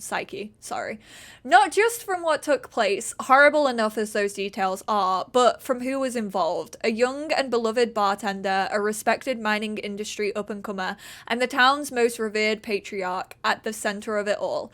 Jed Lucan currently sits in San Miguel County Prison. He is said to be fully cooperative with the police and repent for his actions, but the harm he has done to this town, to all of us who knew him and trusted him over the years, is just beginning to be understood. Still, in the face of this tremendous calamity, we say Haven will survive. We will emerge, if not stronger, at least a bit wiser for having overcome it.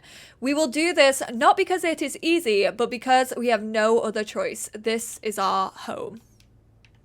You gotta say, it has resilience, man.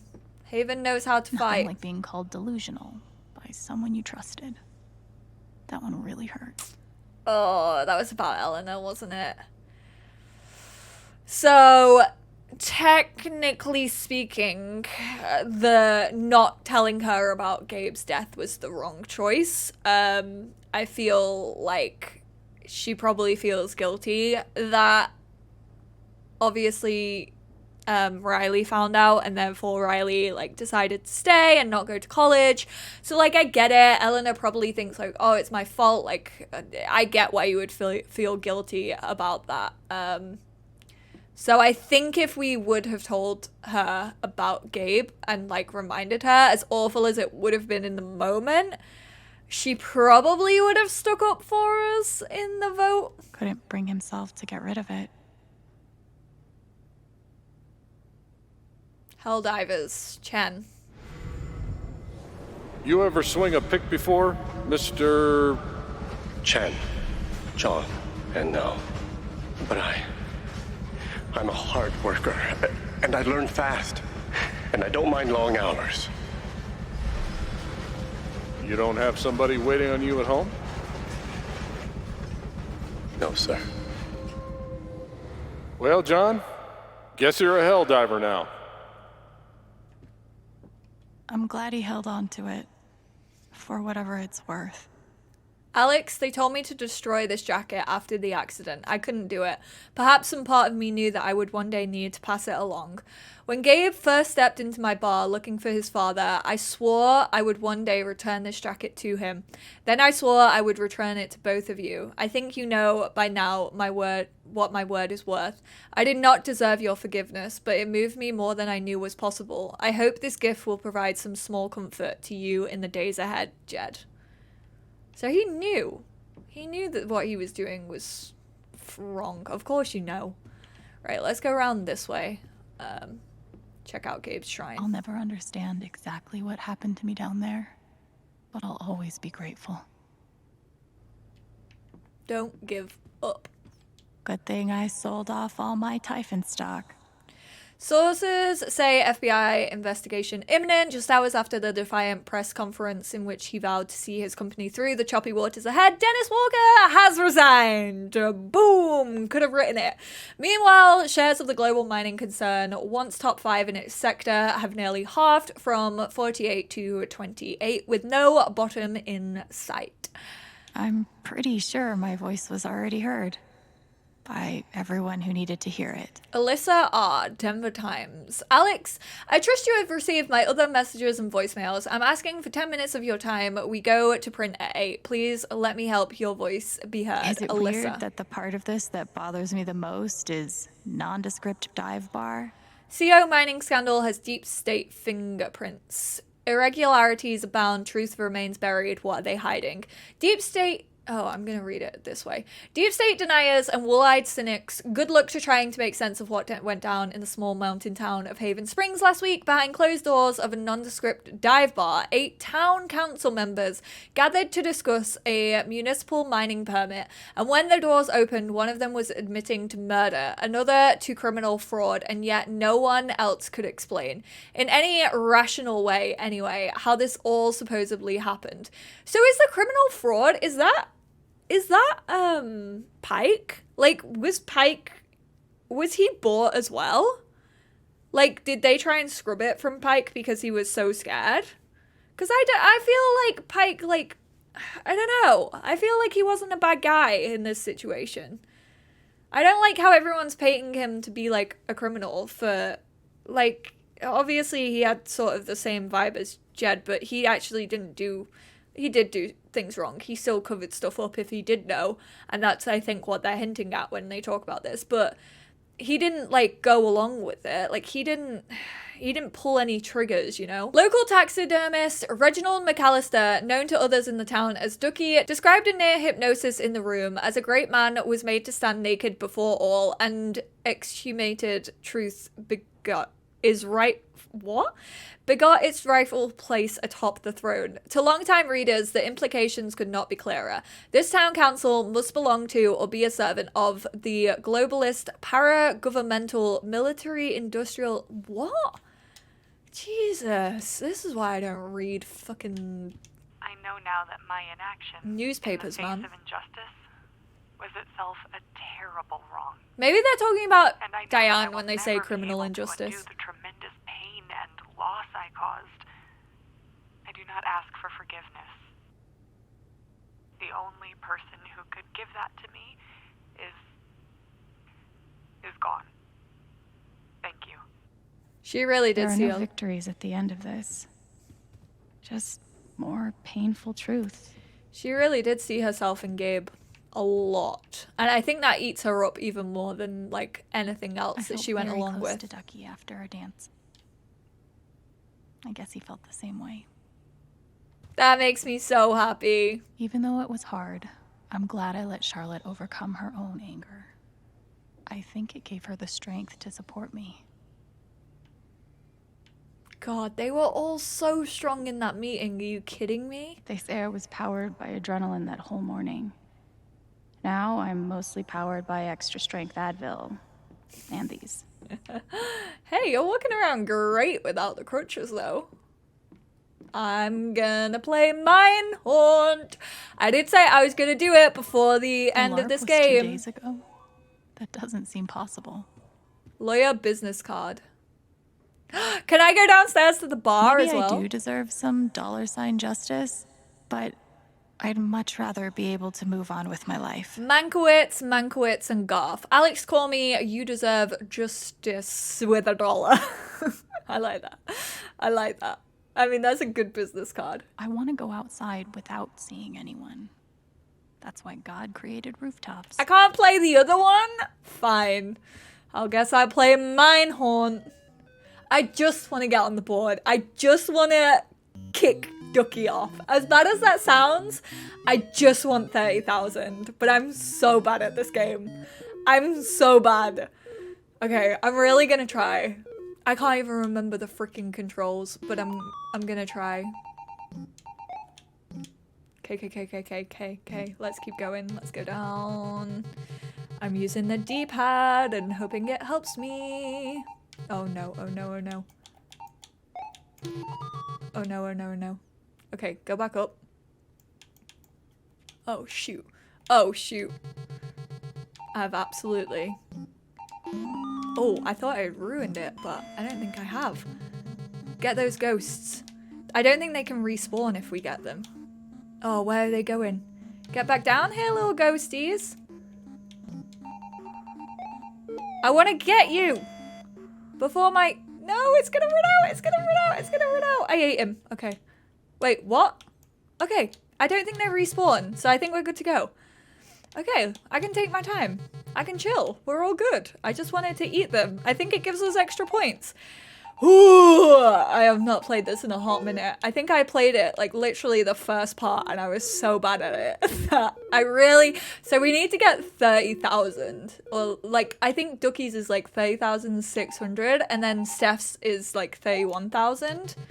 I mean, I would quite like to beat my girlfriend because I know that she's super competitive and I know she'd be fucking pissed if I did beat her, which is kind of why I want to do it, I'm not gonna lie.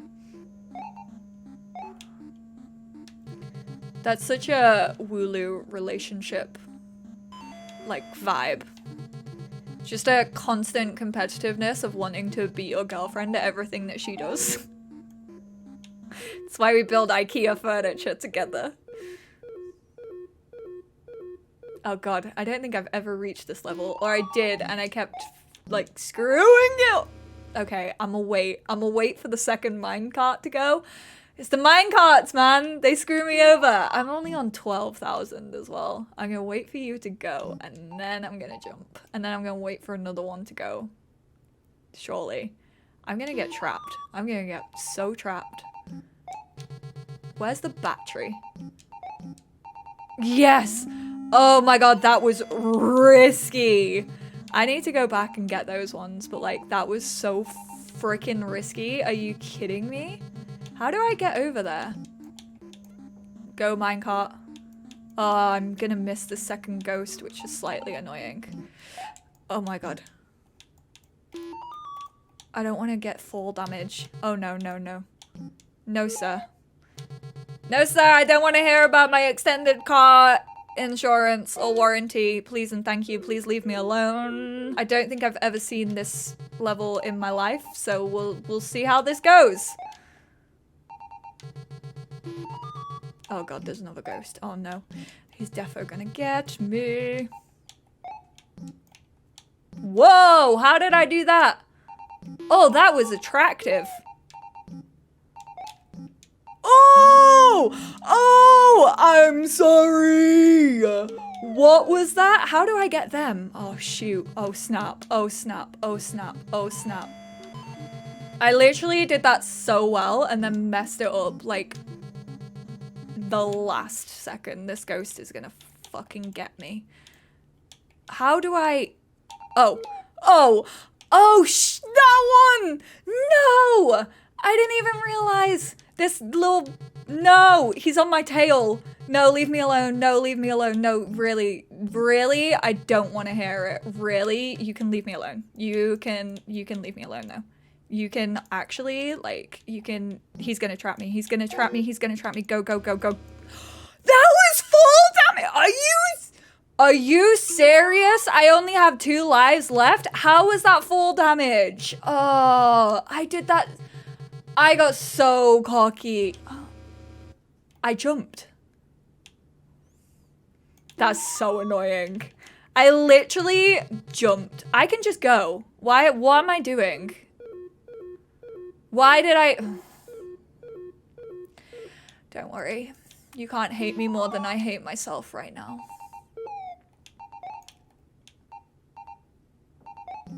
Is this fall damage?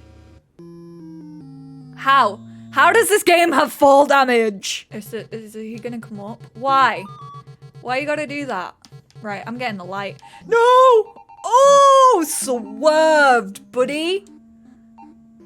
Swerved, Ghost McGee. Come down here. I just want to be friends. I just want to be friends with you, Ghosty.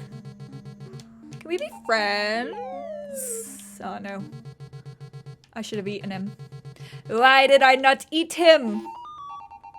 Oh, they can respawn? I did not realize that they could respawn. I feel like I haven't completed Life is Strange True Colors if I don't get on the board at least once. He's gonna try and trap me. Oh no, I jumped right into the ghost. He put his hands all over me. My hands are sweaty. Knees weak, arms are heavy. Please leave me alone. So, no! Why would I go to the top of that ladder automatically? Why would it spawn me in front of a ghost? I made it to a new level, but there are so many minecarts. Oh my god, oh my god. Can I jump over them? Oh no, I don't have any more lives. Oh no, I'm never getting on this board. Go, go, go, go, go. Get up here. Okay, safety zone. Ladders are safety zones. Please don't throw a ghost on me. I'm gonna be so mad if this also throws a ghost on me. You cannot do that. Ladders are safety zones. Just gotta keep that in my head. Ladders are safety zones. They can't get me if I'm on a ladder. Okay, he's gonna go that way. I have no idea what to do here. Okay, ladders are safety zones. We'll hop off this one. We'll try and get over here. Oh no, I got 27? The annoying thing is, I reckon Ducky got this when he was drunk. If I can just get past that level, I think I would get on.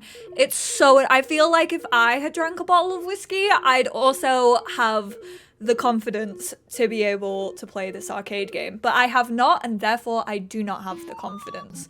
Which is honestly so sad. I want the confidence of a drunk Ducky right now. Like, that's my aim.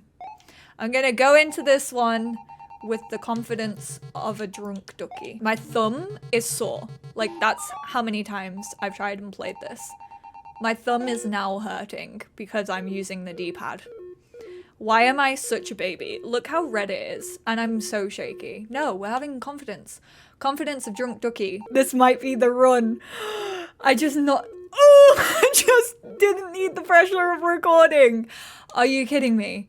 I've never seen this level in my life. I don't know what is about to come, but you know what? I don't even mind. I'm not even scared of you ghosts anymore. I beat Steph's score. Oh my goodness. I don't think you quite understand how happy I am right now. I have no idea how to go about this. I should really like study this and see what I should do and like not make silly mistakes. But you know what? Oh, I just made a silly mistake. Go away. No, I wanted that one. No, no, no, no, no, no, no. Leave me alone. Oh, you know what? Peace. I don't even mind. I made it onto the board. Type out Alex. Get on there. Oh my goodness. That's, you know what? The kiss made me happy. I knock Steph down to 10th place. Yes, she might also be in 5th. I'm not aiming for a 42,000, okay? I didn't say I was gonna be the best. I said I was gonna knock Steph off or Ducky off, and that's what I did. Thank you very much. I will bow out now.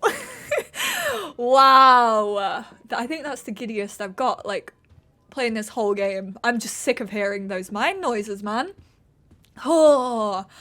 Okay, go upstairs. I'm sad that I won't be able to do the other one. I like how... Oh, someone's at the door. Who's a knocking? Yeah, that's basically, like, made me dead chuffed. I can't even remember what happened before. Hey, Steph. Alex, wait. Before you say anything, I have to get this out. What is it? Okay.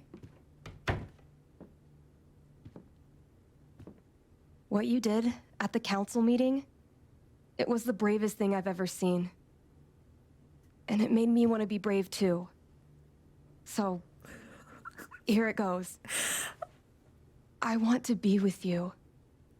I don't give a shit about playing music or seeing the world. I mean, I do, but only if it's with you. And if you'd rather stay here instead, then... Stop! Fuck it. I want to stay here too. Oh my gosh, she's such a romantic. Your ticket! Oh, that was amazing.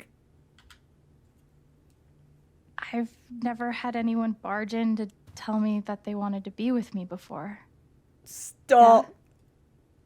How'd it feel? I love them so much. I love them together. Genuinely, they make my heart so happy. I'm so glad that my next significant other has to live up to Steph Gingrich. Well, good. That was the idea. It's so weird. Good luck, Chen. Thanks, Steph. I was gonna say it's so weird to see her without her beanie on. But yeah, next significant other, wherever you may be, just know you have to live up to Steph, which, I mean, let's see how that one goes. I just want a cute, nerdy DJ, okay?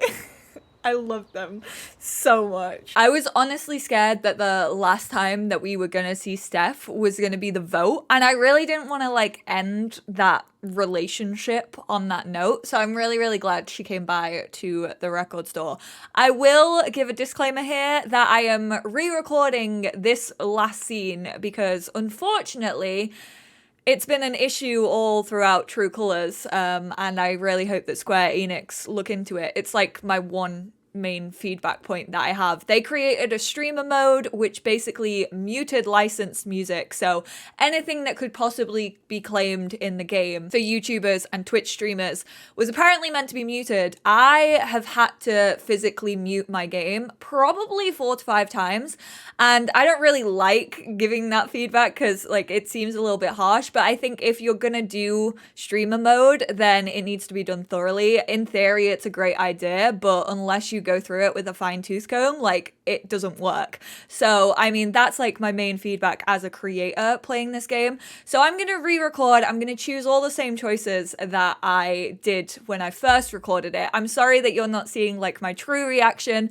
I wasn't actually gonna re-record it. I was just gonna let the claim lie and like let them have the money. But also, I did miss out on reading the memories, so I want to check out all of the memories. Obviously, we've read Jed and Alex. I haven't read any of the memories, though, so before we get into this last scene on the rooftop, we're going to go through this, and I hope you don't mind that I'm doing this. I just think it's a nice roundup to, like, get to know the characters a little bit more in the last chapter. I might leave a timestamp in the comments or in the thingy below if you want to skip out on the memories. I haven't got all of them. I missed a couple, like I missed a crack in the first one. I feel like from the second episode, I feel like I've got all of them. So we have Gabe rent check in chapter 2. Gabe, God, this is weird to hear him like this. Since the moment we reconnected, he's been so light, so full, but he was empty when he got here. You can hear it in his voice, chasing Dad across the country. Oh, this is even harder now that we know what happened to their dad. was all he had, all he was. I'm pretty sure he slept in the park the first night he was here. And Jed, who never met a stray he didn't want to adopt, couldn't help himself. He took Gabe in, gave him a place to sleep just until he got his feet back under him. Just until he picked up the trail and moved on. Did he hope that Gabe would stay? Did he intuit through the hollow-eyed street kid wariness and the I don't take handouts posturing that Gabe needed someplace new to call home if he was ever going to feel like a human being again? Is that what he thinks intuits? I've never heard the word intuits. Is that bad? Am I exposing myself? About me too. Gabe Gummies, Chapter 2. He knew, obviously, staring at the ceiling, remembering Juvie, remembering Mum, me, us, Dad. I don't think he even knew what he would do if he ever found Dad. The crusade justified itself, offered him a sense of purpose, something to distract him from the gnawing, hollow notion that he didn't know how to exist in the world the way other people did. I think this was the first time he had a real conversation with Charlotte. I think he remembered it for a long time afterwards. She looked at him with genuine concern in her eyes, tried to identify what was broken, to find a way to fix it. And all at once, it struck him that maybe he was fixable, that maybe someday he could be like her, like Jed, like all the people in this town who rely on each other and that lift each other up. Obviously, this would have hit home more if I had remembered to check out the memories. I didn't know they existed till like at least chapter 3, chapter 4. Like, obviously knowing what we know now, like this defo would have hit different when he was talking about Jed and stuff like that. He wanted that and felt embarrassed for wanting it. I just want to grab him by the shoulders and shake him. Like, of course you can have that, dummy. You're Gabe fucking Chen. This town has been waiting for you. It needs you. But then I remember it doesn't matter who needs him. He's gone. It was a test he gave himself. Do something normal. A favor for a friend. Watch her kids so she could run some errands. That's the kind of thing you do when you're just another member of a small town community, isn't it? And sure, it wouldn't hurt to earn some points with the cute girl who owned the dispensary. He really liked her even then. It's actually super cute the mental gymnastics he did to convince himself he didn't have the biggest, dorkiest crush in the world on her. But really, this was about being mundane. Just the dude who works at the bar sometimes, not some sad sack fuck-up drifter obsessing over his secret mission. And for a minute, he found that he was good at it. And that scared the shit out of him, because for the first time, he could imagine giving up on Dad. It's like standing on top of a tall building and thinking about how easy it would be to jump. You're not scared because you want to.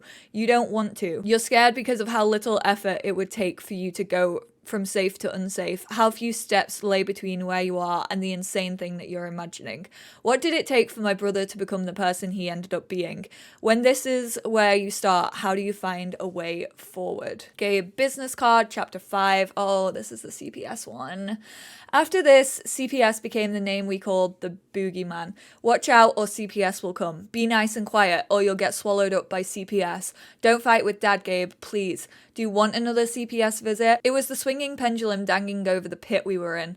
Gabe especially was terrified of them. For the usual reasons, who wants to be a ward of the state, but also because despite everything, the idea of losing Dad when we'd already lost Mum made him feel like he couldn't breathe. I think Gabe always hoped that Dad would come around. He had to, right? Eventually.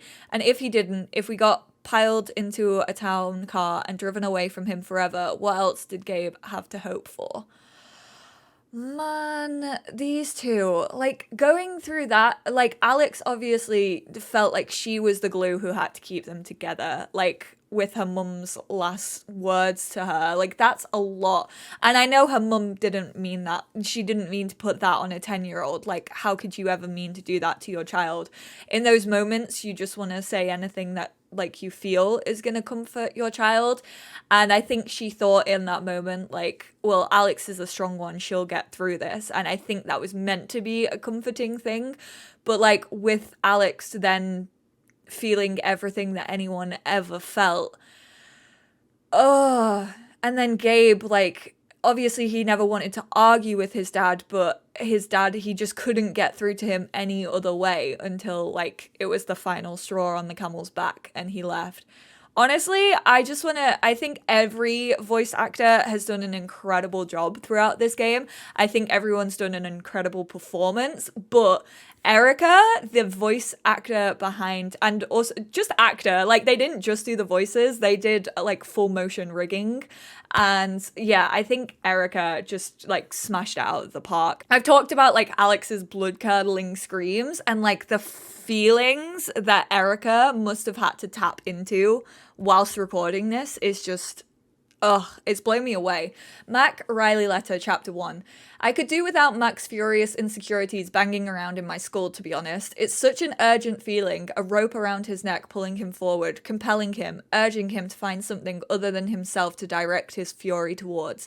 Every morning, this guy wakes up with the sinking, inarguable certainty that today will be the day Riley comes to her senses, realizes how much better and smarter she is than him, and then cut the cord. So it's almost a relief when he finds some external target to project his self-hatred onto.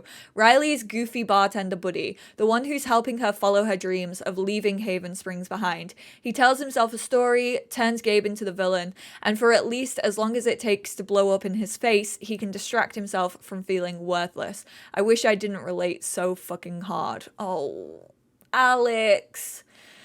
Why does everyone in this town just feel like they're the fuck up? The only fuck up is Typhon and feckin' Jed and Diane. They're the only ones who are allowed to feel like fuck ups, okay? Ugh. They're all just like so confused with their feelings. Ryan, Umbrella, Chapter 2. In my mind, I can see the rain pattering against her headstone. The stone turns a little darker with each drop, the name engraved there, Anne Lucan, mother and wife, a little more pronounced. Ryan stared so long at the name during the service that it stopped signifying what it used to signify. Just lines scratched into an expensive rock. His mum was more than a name, more than a mother or a wife. His mum was the reason Ryan felt so deeply, the reason he was unafraid to embrace and evangelize every dorky passion that captured his attention. It's hard to reconcile the 19-year-old in this memory with the guy I know. It's hard to believe anyone can start to feel normal again after something like this. I'm still not sure I do believe it. I haven't cried this whole game, but that almost got me. Are you kidding me? Oh no! I literally, when I recorded it yesterday, I was like, oh, I haven't cried this whole game. That makes me feel like the devil, because I've seen like so many people cry over it. But like, just that like Ryan and his relationship with his mum, like, that's the exact same relationship I have with my mum. Oh! I was so proud of myself. I was like, everyone's gonna think I'm a monster because I haven't cried this whole game. And then just like one line in a freaking memory just gets me like that. Are you kidding me? Oh, screw you, Ryan. I'm not even in love with you. I chose Steph and you still get to mess with my emotions? That's not fair. Ryan Polaroid, Chapter 4. Oh, Ryan, been there, bud. Jed was the only thing he could make out through the fog, the only discernible familiar landmark in a stormy sea of Jaeger bombs, Jello shots, and ridiculously alcoholo Colorado microbrews. So he clung to Dad, trusted him to get him through the worst of it, and Jed did. Every time Ryan felt like the world was going to open up and swallow him, Jed's voice brought him back, anchored him. It makes me want to be that for someone else. Remind somebody that their feet are still on solid ground. Even when their brain is screaming at them, the opposite is true. It makes me feel like maybe I could be. I mean, it also makes me want to never drink again, but mostly that first thing. I definitely think that's what Alex has grown into. I think she's going to be that for a lot of people. I think she's probably that for Ryan. Ryan trusted us. I think she's probably that for Steph as well. Riley T-shirt, Chapter 2. It's fucked up how kids select their scapegoats. It doesn't matter how pretty you are, or how smart, or how functionally identical you might be to one of the cool kids. All it takes is one thing, a dorky T-shirt worn on the wrong day, a moment of unstudied enthusiasm when detached cynicism is in vogue, a clumsy misstep, an utterly innocuous nothing that some little asshole latches onto and turns into your whole identity. Poor Riley. Oh, she had the mick taken out of her just because she was on the robotics team. The kids are... I love kids. Like, don't get me wrong. I have like 9 nieces and I absolutely adore them. And I love to see them grow up and like try new things. And like, I have nieces who are now like 13, 14, and like seeing them be molded into like this little person that I know they're gonna be is one of the coolest things ever. But like kids can also fucking suck, man. These dudes were so cruel to her that she thought about quitting. No more computer stuff, no more building things. It wasn't worth it. But then, and I still can't quite wrap my head around this, Mac showed up, treated her with decency and kindness and respect. Mac Loudon, who got suspended once for spitting tobacco on the floor of the cafeteria, which, like, really, Mac? Come on, dude. That Mac Loudon recognized that Riley was extraordinary, and he went out of his way to make sure she felt that way. But still, man, the chewing tobacco thing, yikes. I just wish Mac, he was just terrified, like his own insecurities. He was like the definition of self-sabotage, which I get, like I've been in that position before. And it's so difficult to like know that that's not really him. It's like just all these insecurities in his head. Like if he could have just stayed the kind dude and not let his insecurities like get the better of him, he could have been so good for Riley. He would have been going off to university with her. CIT sticker. Riley can feel their roles reversing, elevating her to caretaker, recasting Eleanor as the one who needs care. It's a little heartbreaking, but it's not as horrible a feeling as you might think. For Riley's whole life, Eleanor has protected her, gave her what she needed to grow, and provided a place to retreat when things got scary. Returning that gift, even if it means changing her trajectory, it means a lot to Riley. I wonder if this memory changed depending on how you like treated Eleanor. Like I wonder if this was like more of a kind of happy memory if you had reminded Eleanor that Gabe had died. But there's a difference. The space Eleanor created for Riley was designed to help her grow, and Riley can't shake the notion that she's building a space for Eleanor to wind down. I've spent a lot of time wishing I had just a little more time to spend with Gabe, just so I could say goodbye. But I guess having that time hurts just as much as missing out on it. Yeah, that is definitely true. Riley, like, I feel so sorry for Riley, man.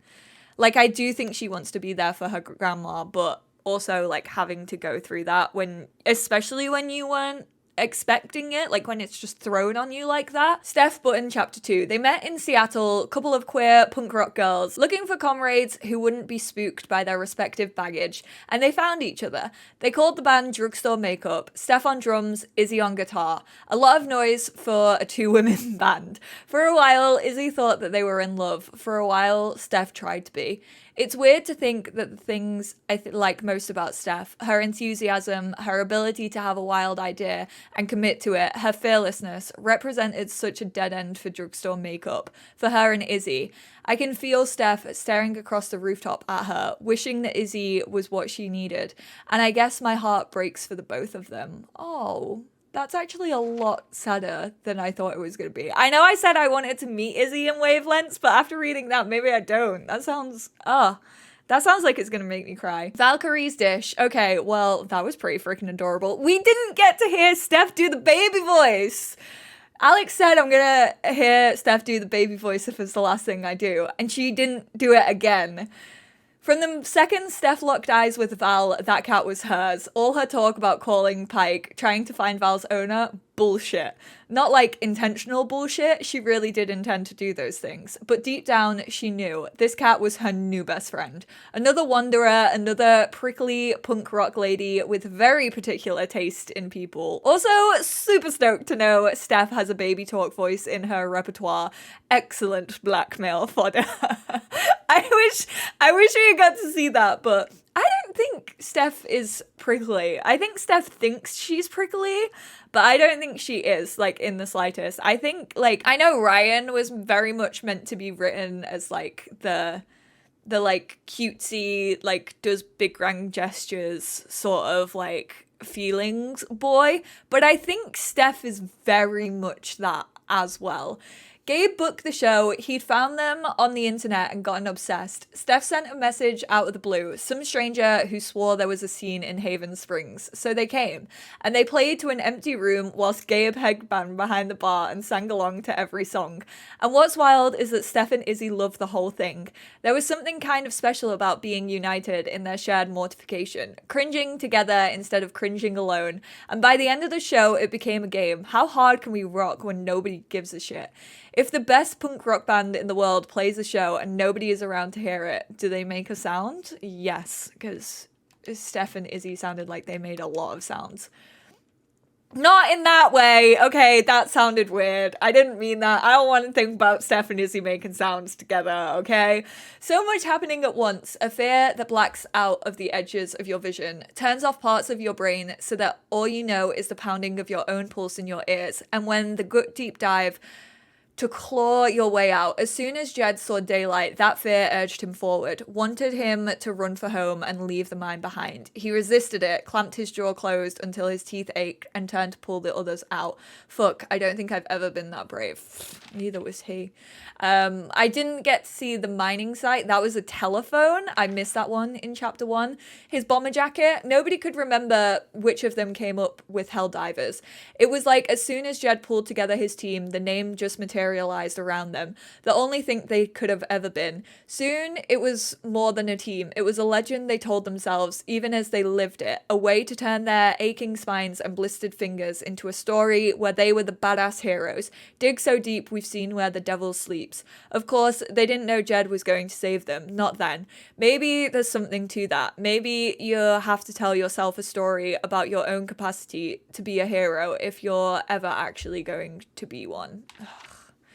Everything just seems so seedy that I read about him now. This was the proposal. She said yes, but Jed had known from the moment he stepped on stage that she would. Anne Foster was Jed's girl, through and through, since the moment they first met. Seemed like the Spring Festival was the right place to make it official. I think the Spring Festival made Jed feel invincible. The lights and the music and the laughter, the feeling of a cold beer in your hand and the wind coming down from the mountains. To remind you that winter was only a few weeks gone and could roar back at any moment. Nothing bad ever happens at the Spring Festival. It's nice. Feelings, well, that's bullshit. We got arrested at the Spring Festival, actually. Ducky went through hell every year on the Spring Festival. Shows how much attention you were paying, Jed, to people at the Spring Festival. It's nice feeling so confident that someone loves you, so unafraid of losing them. Weird, but nice. Maybe that's just how you know you've got something good. You never have to wonder if they'll still be there the next day. Diane. It's not that Diane was keeping secrets, not really. It's just that what do you say? How do you communicate the complexity of your sorrow, your grief, your guilt? How do you put into words what it's like to know that your job is to explain away the death of a good man and keep the people who killed him safe? It's fucked up and I'm sorry she's hurting, but how can she feel so hopelessly sad and still stand for Typhon? I can't imagine the kind of psychic math you need to do to justify that to yourself. Literally, that's what her and Jed had in common. Like, the mental arithmetics you have to like compartmentalize, is that the word? Like, those feelings and like take away you as a person and all the empathy that you feel as a person to be like, no, I'm gonna support this company. Like, wild. Dad Pendant Chapter 5. For most of my life, I've known what other people were feeling, couldn't escape it. Sometimes it felt like I was drowning, flailing to keep my head above the water and sinking anyway. In all that time, the only person whose feelings I really wanted to understand was you, Dad. And then I found you at the bottom of the world, and I finally felt what you were feeling. And what's messed up is your emotions were just so normal. Human, I guess. Fear, regret, same stuff as everyone else. Same stuff I've been drowning in since I was a kid. Shouldn't take an empath to know that, but I think I needed to feel it before I could let you go. And now the only person whose feelings I still need to understand is me. This story really did come full circle, didn't it? Oh, sorry, Dad had a second one. Bomber jacket. I wonder who he would have been if things had been different. Jun or John, husband or widower, dad or whatever he decided to be instead. What if Mum hadn't died? What if they'd never come to the States? What if Gabe and I hadn't come along? Would things be different? Or was there something about him, something impossibly, bottomlessly sad, that he was going to lead him here or someplace like here? He didn't have somebody waiting for him at home. He was right. We had already been plucked up and sent away, isolated from him, each other and ourselves. He thought a lot about coming back someday. Whether he was strong enough, whether he'd be doing more harm than good, I don't know. I know it would have been nice to look him in the eyes as an adult and get to decide how I feel about him. It's hard to forgive a ghost. Wow. Honestly, there's so much like left unsaid between them. Like as a kid, like you don't know what to say. Like if my dad left the way that their dad left, like I personally don't think I would want to talk to him because of like what I would feel. But then again, you always have that like, well, what if Ducky is in a tontine? I mean, Ducky is sort of in a tontine. Tontine? The whole plot is like 60 books. I think it's mostly an excuse to meet up with his old war buddies every 5 years. The Daegu Biscuit Boys. No idea where that name came from. Maybe even they've forgotten. The name, like the meetings, like the tontine. She said it and I still don't know how to say it. Has had decades to pass from half serious to mostly ritualistic. It's a structure they've applied to their relationship. A ceremony designed to withstand the pull of time and distance. It's actually kind of sweet. These guys meeting up to pretend they resent each other for staying alive this long. That's so cute. He's literally just doing it so that he has people to talk to. Charlotte pressed Rose. It was their first spring fest together. Charlotte kept wondering when she'd stop being excited by him. But every time she saw him, her heart still felt like it was filling up with helium. They didn't say anything mega serious to each other that night. No promises of forever or professions that they'd never know true happiness until they met. Or any of the other stuff people say to each other in black and white movies whilst the strings swell on the soundtrack and the Vaseline on the lens sparkles. They just did what they always did, flirted, joked around, picked on each other, but still this was the night Charlotte knew she wanted to be with him for the rest of her life. I want so badly to give that back to her. Other people in town, I can locate analogues for their pain in mine. I know how to help because I know what it feels like, but Charlotte's hurt is unique. Every time I try to compare it to mine, it's like trying to open a lock with the wrong key. Yeah, I guess if you've never, like, I don't think Alex, probably before Steph, has ever felt like that romantically connected to someone. And like, with his friends, like with Steph and with Ryan and with Riley, it kind of was like that sibling love. I feel like he definitely loved Riley like a little sister. Like I feel like Riley was kind of his Alex before obviously Alex came back around, but like even still she still would have been like a little sister to him even with Alex in the picture. And I feel like Steph and Ryan, again, he had that like sibling like rivalry, like jokey sort of relationship, but romantic is so different, especially when you've never lost someone who you have been romantically with. Mum's keys. I think I was too young to really understand what she was telling us. I knew that sick people went to the hospital, and I didn't want my mum to be sick. That was the extent of it, damn it. She knew she was dying. Even as she told us everything was okay, she was thinking about how many seconds she had left with us. She needed to believe things would be okay. She wanted to give that to us. A month, maybe 2, maybe 6 or 7, where we could just love our mum without ever wondering when she'd be gone. She did it for us, but god damn it, I wish she hadn't. Maybe if I'd known, I would have soaked up more of her. Kept more of my memories of her safe. Oh, dude, this game. Literally anything to do with parents absolutely starts me off. Chapter 5, guitar strings. They didn't get it. I wasn't just being a brat and I wasn't acting out for attention. That guitar was fucking sacred to me. The only thing I could do to keep myself from losing it in the dorms every night, especially as I got older and my whole thing with emotions got worse. But they didn't see that. They saw a little psycho, glaring daggers, making demands. I think that's what they wanted to see. I'd forgotten how difficult the dorms were at night. We all had nightmares. Hard to live the sort of life that lands you in an orphanage without going through some pretty nightmarish stuff. That's why, like, the comments, like, of people going to an orphanage and being like, oh, she's too troubled, or she's like, she's been the one who's been in fights. Like, why are you at an orphanage? Like, if you don't want a kid with that much baggage, like, as horrendous as it sounds, like, those kids have been through shit and back. Like, if you don't give a crap about what they've been through, why are you here? Like, what is the reason? Like, yeah, I don't understand it. But the difference was I had everyone else's nightmares. I just needed to hold my guitar, to press my fingers against the strings, feel the vibration in my belly. That was the only way I could get back to sleep. It's wild that throughout this whole game, Alex only has one memory connected to her. And maybe that's like, I mean, just like that whole thing that we've just seen with Gabe in the dream section of this game. Maybe she did just suppress most of her memories. Maybe it was just like she changed things to cope with them, and she kind of did what Jed did and Diane did in a way. Obviously not as like horrific as those two did. Like, she wasn't guilty of anything, but she just didn't ever want to unsuppress those memories because they would hurt too much to remember the actual things that happened. And I'm sorry that took so long, but like, we're here. Take two. All right. Just tell me. What? Big bro! My I'm so future. glad What to do? she gets to talk to him this way. The night of the Spring Fest, Steph made a strong push for leaving with her. Playing on the road, the excitement of the unknown. Of course, that was before all the shit went down. Come on, you're the know-it-all. So tell me. This is gonna be the last big decision.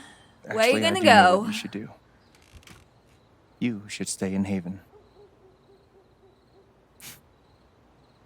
You're right, or really? You really think so? Of course. You finally have a home, a job, people who actually like you. Why would you give that up?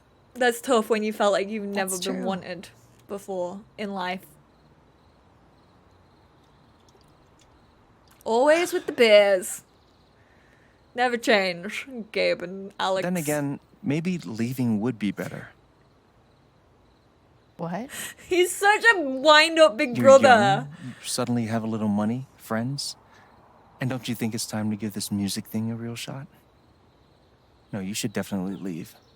Fuck off. I love their relationship so Stop much. it, Gabe. I don't need the mysterious spirit bullshit right now. I just need my big brother.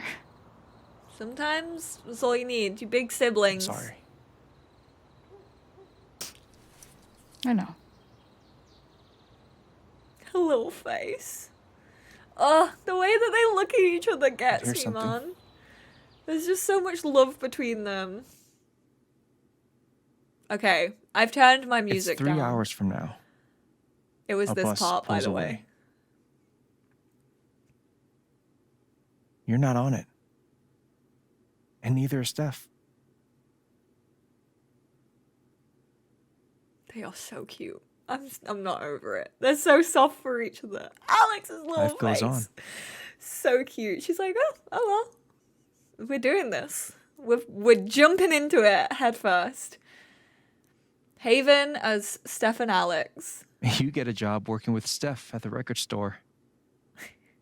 Nuts. This is like Bly Manor. Like, I really was expecting it to rip my heart out the way Bly Manor did, All with those like years this of being a music snob finally pay off. flash forward of their lives together. And little by little, time does its thing. Oh, Haven Springs in all the different seasons.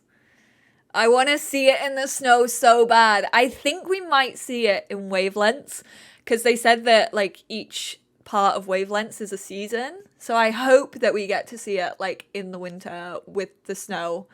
I would love it. The apartment starts to feel less like a museum and more like a home. Look, his snowboard's up on the wall. She's like hung up his decorations. Still has his little shrine to him. I love how she put Shaw's note out, and like it's very reminiscent of their mother's shrine that they used to have in their family home. Thoughts of Jed, By Jed. of Typhon, even of me. I told him he needed begin to get fade gone. into the background. I'd definitely keep Gabe's plaque up though. I wouldn't remove that. I would remove the guns for sure. Get rid of them. He just had like a trophy to himself, actually, if you think about it. It's quite disgusting. It looks so pretty with the fairy lights. But Riley with a new man. Mac just in the foreground. My heart does kind of go out to Mac. I don't know if this is a date or not. He looks like the guy who runs the restaurant. I don't know if that's a date, but it's still cute to see Charlotte have new friends anyway. Ethan and Stefan Alex playing D&D. I love them. Ugh.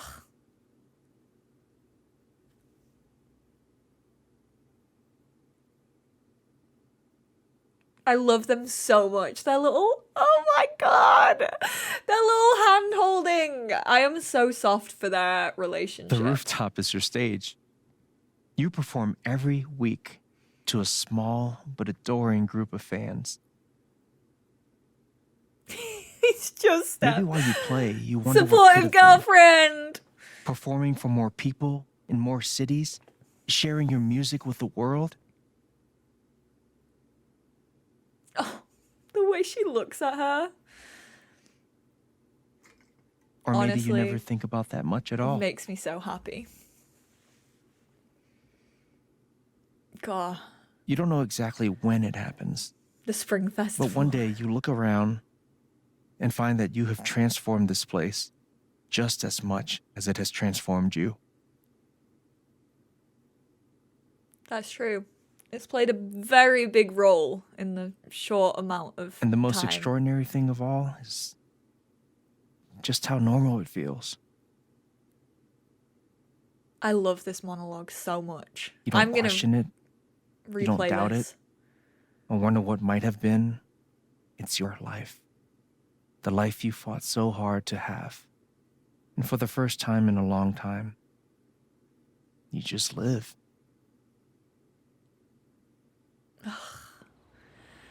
They're all really good reasons you. for staying. Don't mention it.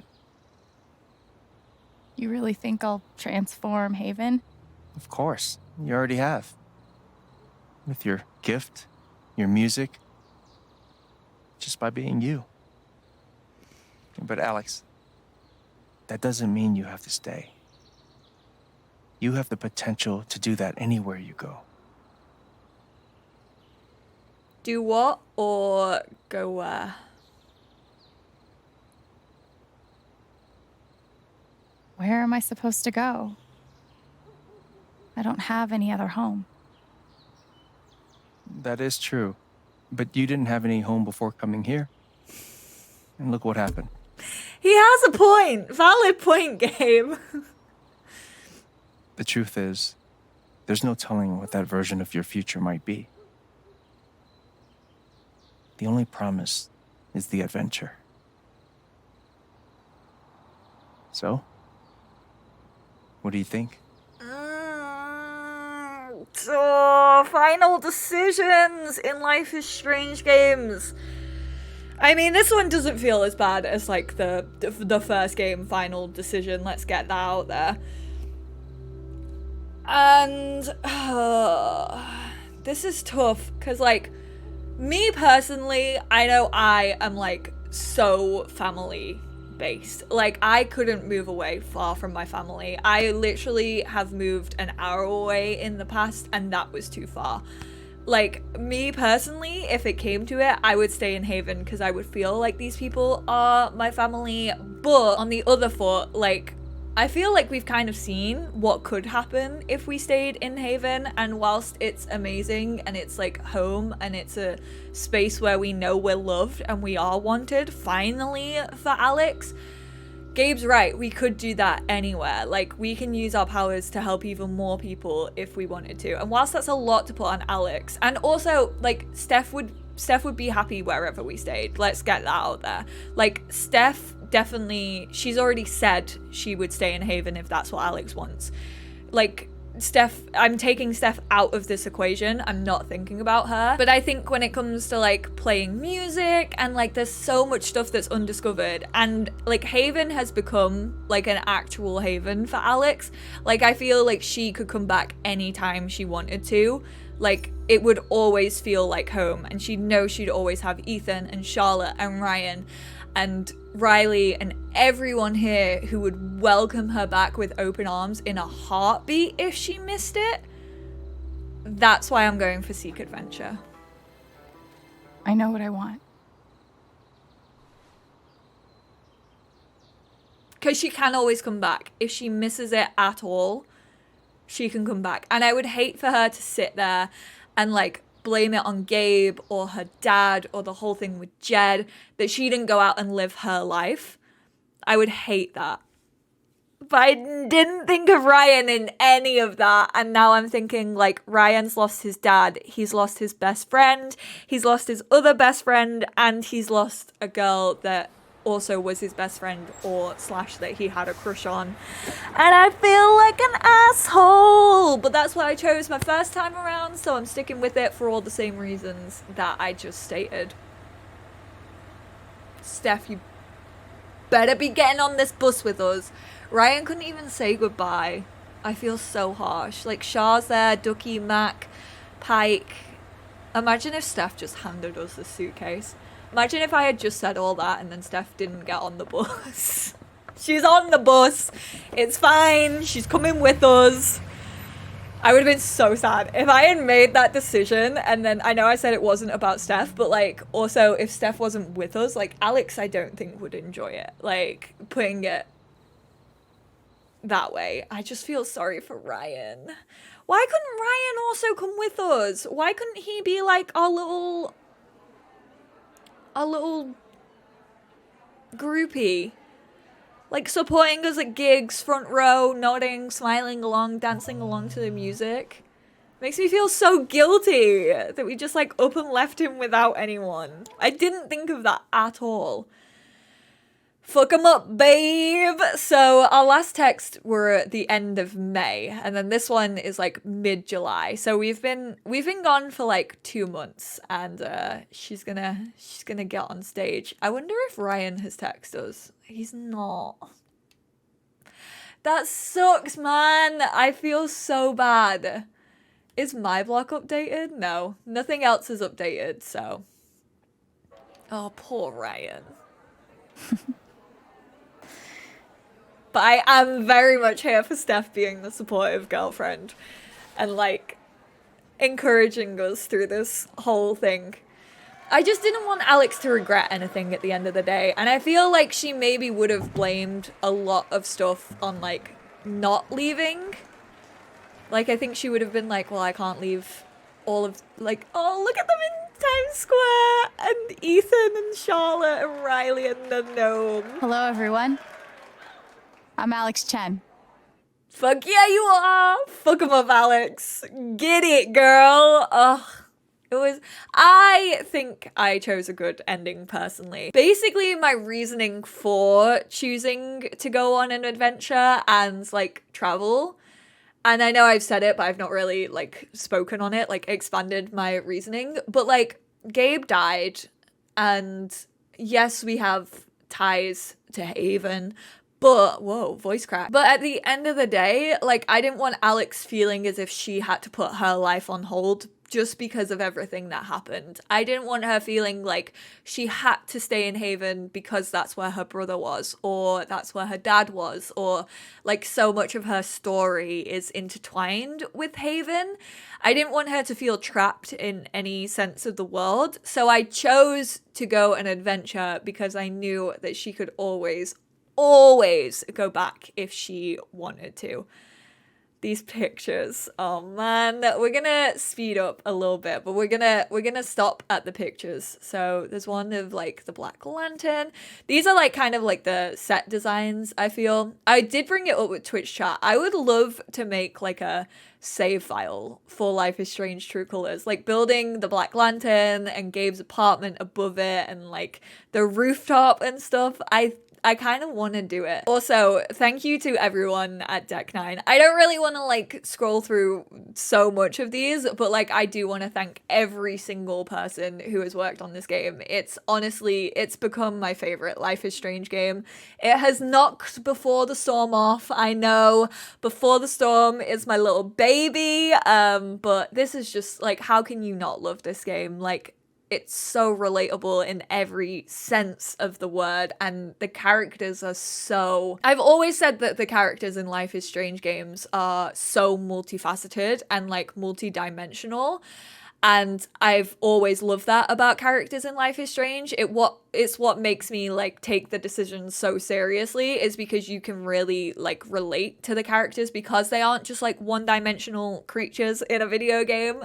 They are like, I treat them like people. That's how they've always been written to me, and Deck 9 just did such an amazing job with it. Like, I think they took the multifaceted qualities of the past Life is Strange games and just like multiplied it and made it so much better and so much more realistic.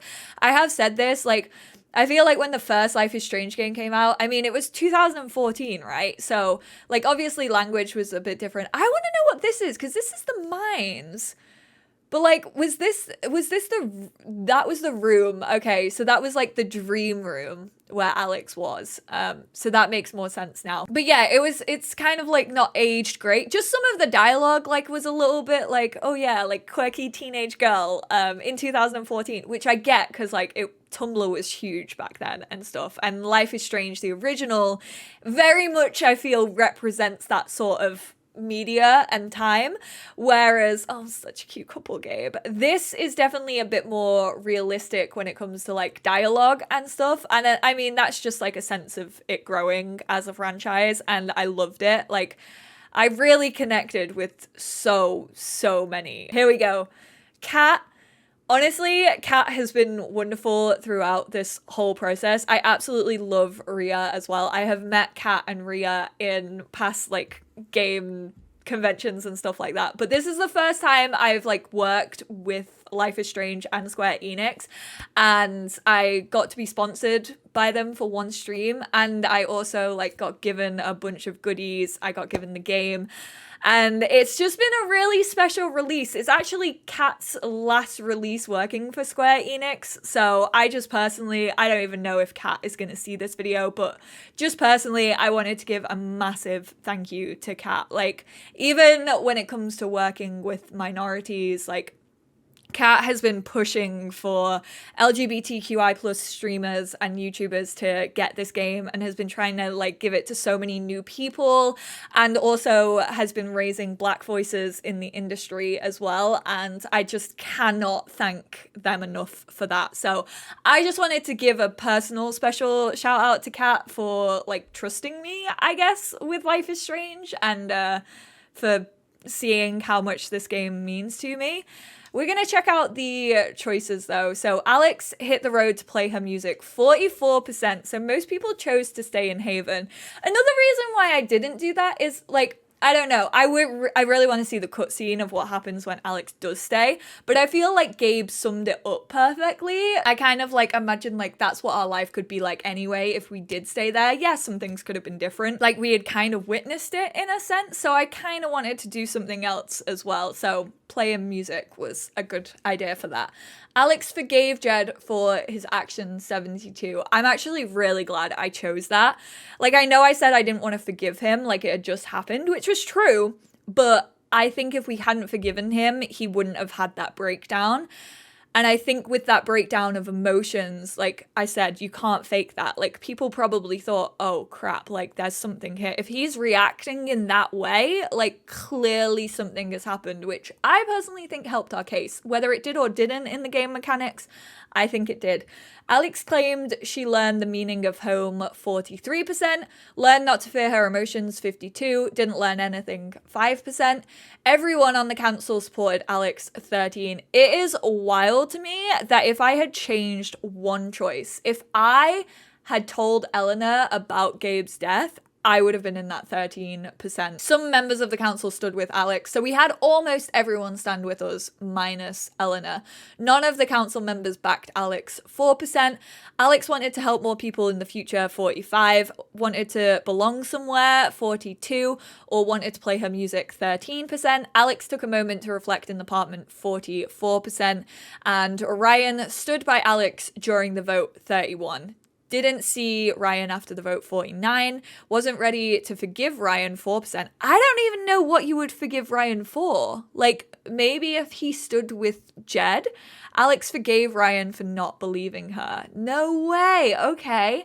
I don't know what in my gameplay decided that Ryan was going to trust me. Like, I genuinely thought, like, he was going to trust his dad. I didn't even know that would be an option. I was like, this is his dad who he's idolized for years. I don't know what I chose to make him believe me. Because, like, I didn't romance him. And I figured, like, oh, it's a choice. Like, if you romance Steph, she's going to believe you. Whereas if you romance Ryan, he's the one who's going to believe you. But I don't know. I have no idea what made him believe. I think the Charlotte one is glitched. Charlotte sided with Alex, 37. Charlotte believed Alex but couldn't help, 1. Charlotte turned her back on Alex, 62. I think I was in the sided with Alex. She did sit back down, but I think by that point she had already sided with me. Eleanor offered to get Alex help, 51%. So a lot of people were with me clearly on the not telling Eleanor about Gabe's death, apparently. Pike sided with Alex during the vote, 72%, because we took away his fear, little legend. Ducky sided with Alex, 56%. That one was so missable. I feel so sorry for anyone who didn't go to the Black Lantern and, like, talk to Ducky. Ryan believed Alex during the vote, 31%. Again, I have no idea how that happened. Majority of people, 69% of people, Ryan believed Jed during the vote. Ryan and Alex don't get together, 71%. That's basically just on whether you choose to romance Steph or you chose to romance Ryan. I obviously chose to romance Steph because it's Steph, and also seeing the lesbian rep means so much to me. It's why I love Steph in Before the Storm, and I love her even more now. Obviously, this isn't fully the end. We do have Steph's DLC, which is Wavelengths. I don't know how long that's going to be. I don't even know if it's been announced how long Wavelengths is going to be. I'm not sure whether I'm going to split it up into parts or I'm going to do like the full thing. So that will probably be up. It comes out on Thursday. I'll probably record it on Friday, so it probably will be up on the Saturday. I know, a little bit later than when it actually comes out, but I'm super excited. I am a little bit gutted that it literally seems like it was made for me, with the fact that, like, Girl in Red, Hayley Kiyoko, there's some artists that I listen to all the time on the Wavelength soundtrack, and I'm unfortunately not going to be able to listen to any of them because of copyright, but I am going to play it after I've played it with you lot and go through it and, like, listen to it on my own. I'm going to do the exact same with Life is Strange True Colors as well, but I absolutely adore this game. Like I said, it's my favorite Life is Strange game, and I just also want to give a big thank you to you lot, because this game wouldn't have had as much of an impact on me as it did if you lot had spoiled things, and you've all been so respectful and so kind, and I've had so many incredible compliments. Like, the amount of people who have messaged me or, like, DM'd me or left it in the comments saying, like, you're the person who got me into Life is Strange, which is wild, because, like, I literally have Simmer in my name, and I know I'm a Sims channel. But yeah, I was looking back on my, like, Life is Strange 1, and I think, like, the first part of my playthrough has, like, 79,000 views or something wild like that, and so many of you have grown with me and become comfortable with your sexuality due to the representation in Life is Strange. I mean, it literally is one of the defining moments in my coming out story where I played as Max, and I proper fancied Chloe, and I was in university at the time, and I was just going through that moment of like, oh, I don't think I'm straight. And then Life is Strange came out, and I was like, oh, I'm definitely not straight. So, I mean, this game series has always meant a lot to me for that reason in particular, but also just the characters and the storytelling. Like, I'm sure it shows how much I fall in love, but yeah, you lot have just been wonderfully kind to me, and it definitely wouldn't have had an impact if things had been spoiled. So thank you for just absolutely being angels and watching me and supporting me and playing a different game. I absolutely love Life is Strange. I'm doing like a crowd choice over on my Twitch right now, so if you can't get enough of it, every Wednesday I stream Life is Strange True Colors crowd choice. This Wednesday, tomorrow, if you're watching this on the day it uploads, we're going to be playing through chapter 3. So if you want to tune in, twitch.tv/EnglishSimmer. But yeah, I just cannot thank you enough for all being lovely. And I was going to finish it off with I Feel Like the Devil, because this game didn't make me cry. But Ryan's memory fucking got me in the last half an hour, so thank you for that, Ryan. I appreciate you all so much, though, seriously, and I'm gonna stop talking because this has added an hour onto the video where originally this was like 20 minutes, so more content, I guess. I appreciate you all, and I will speak to you all when Wavelengths drops. I'm very excited. I'm very excited. We get to play a full game. Well, not a full game, but a full part as Stephanie Gingrich, which is very exciting to me. Thank you all so much. I appreciate you. Stay safe, take care of yourselves, and I will speak to you all then. Bye.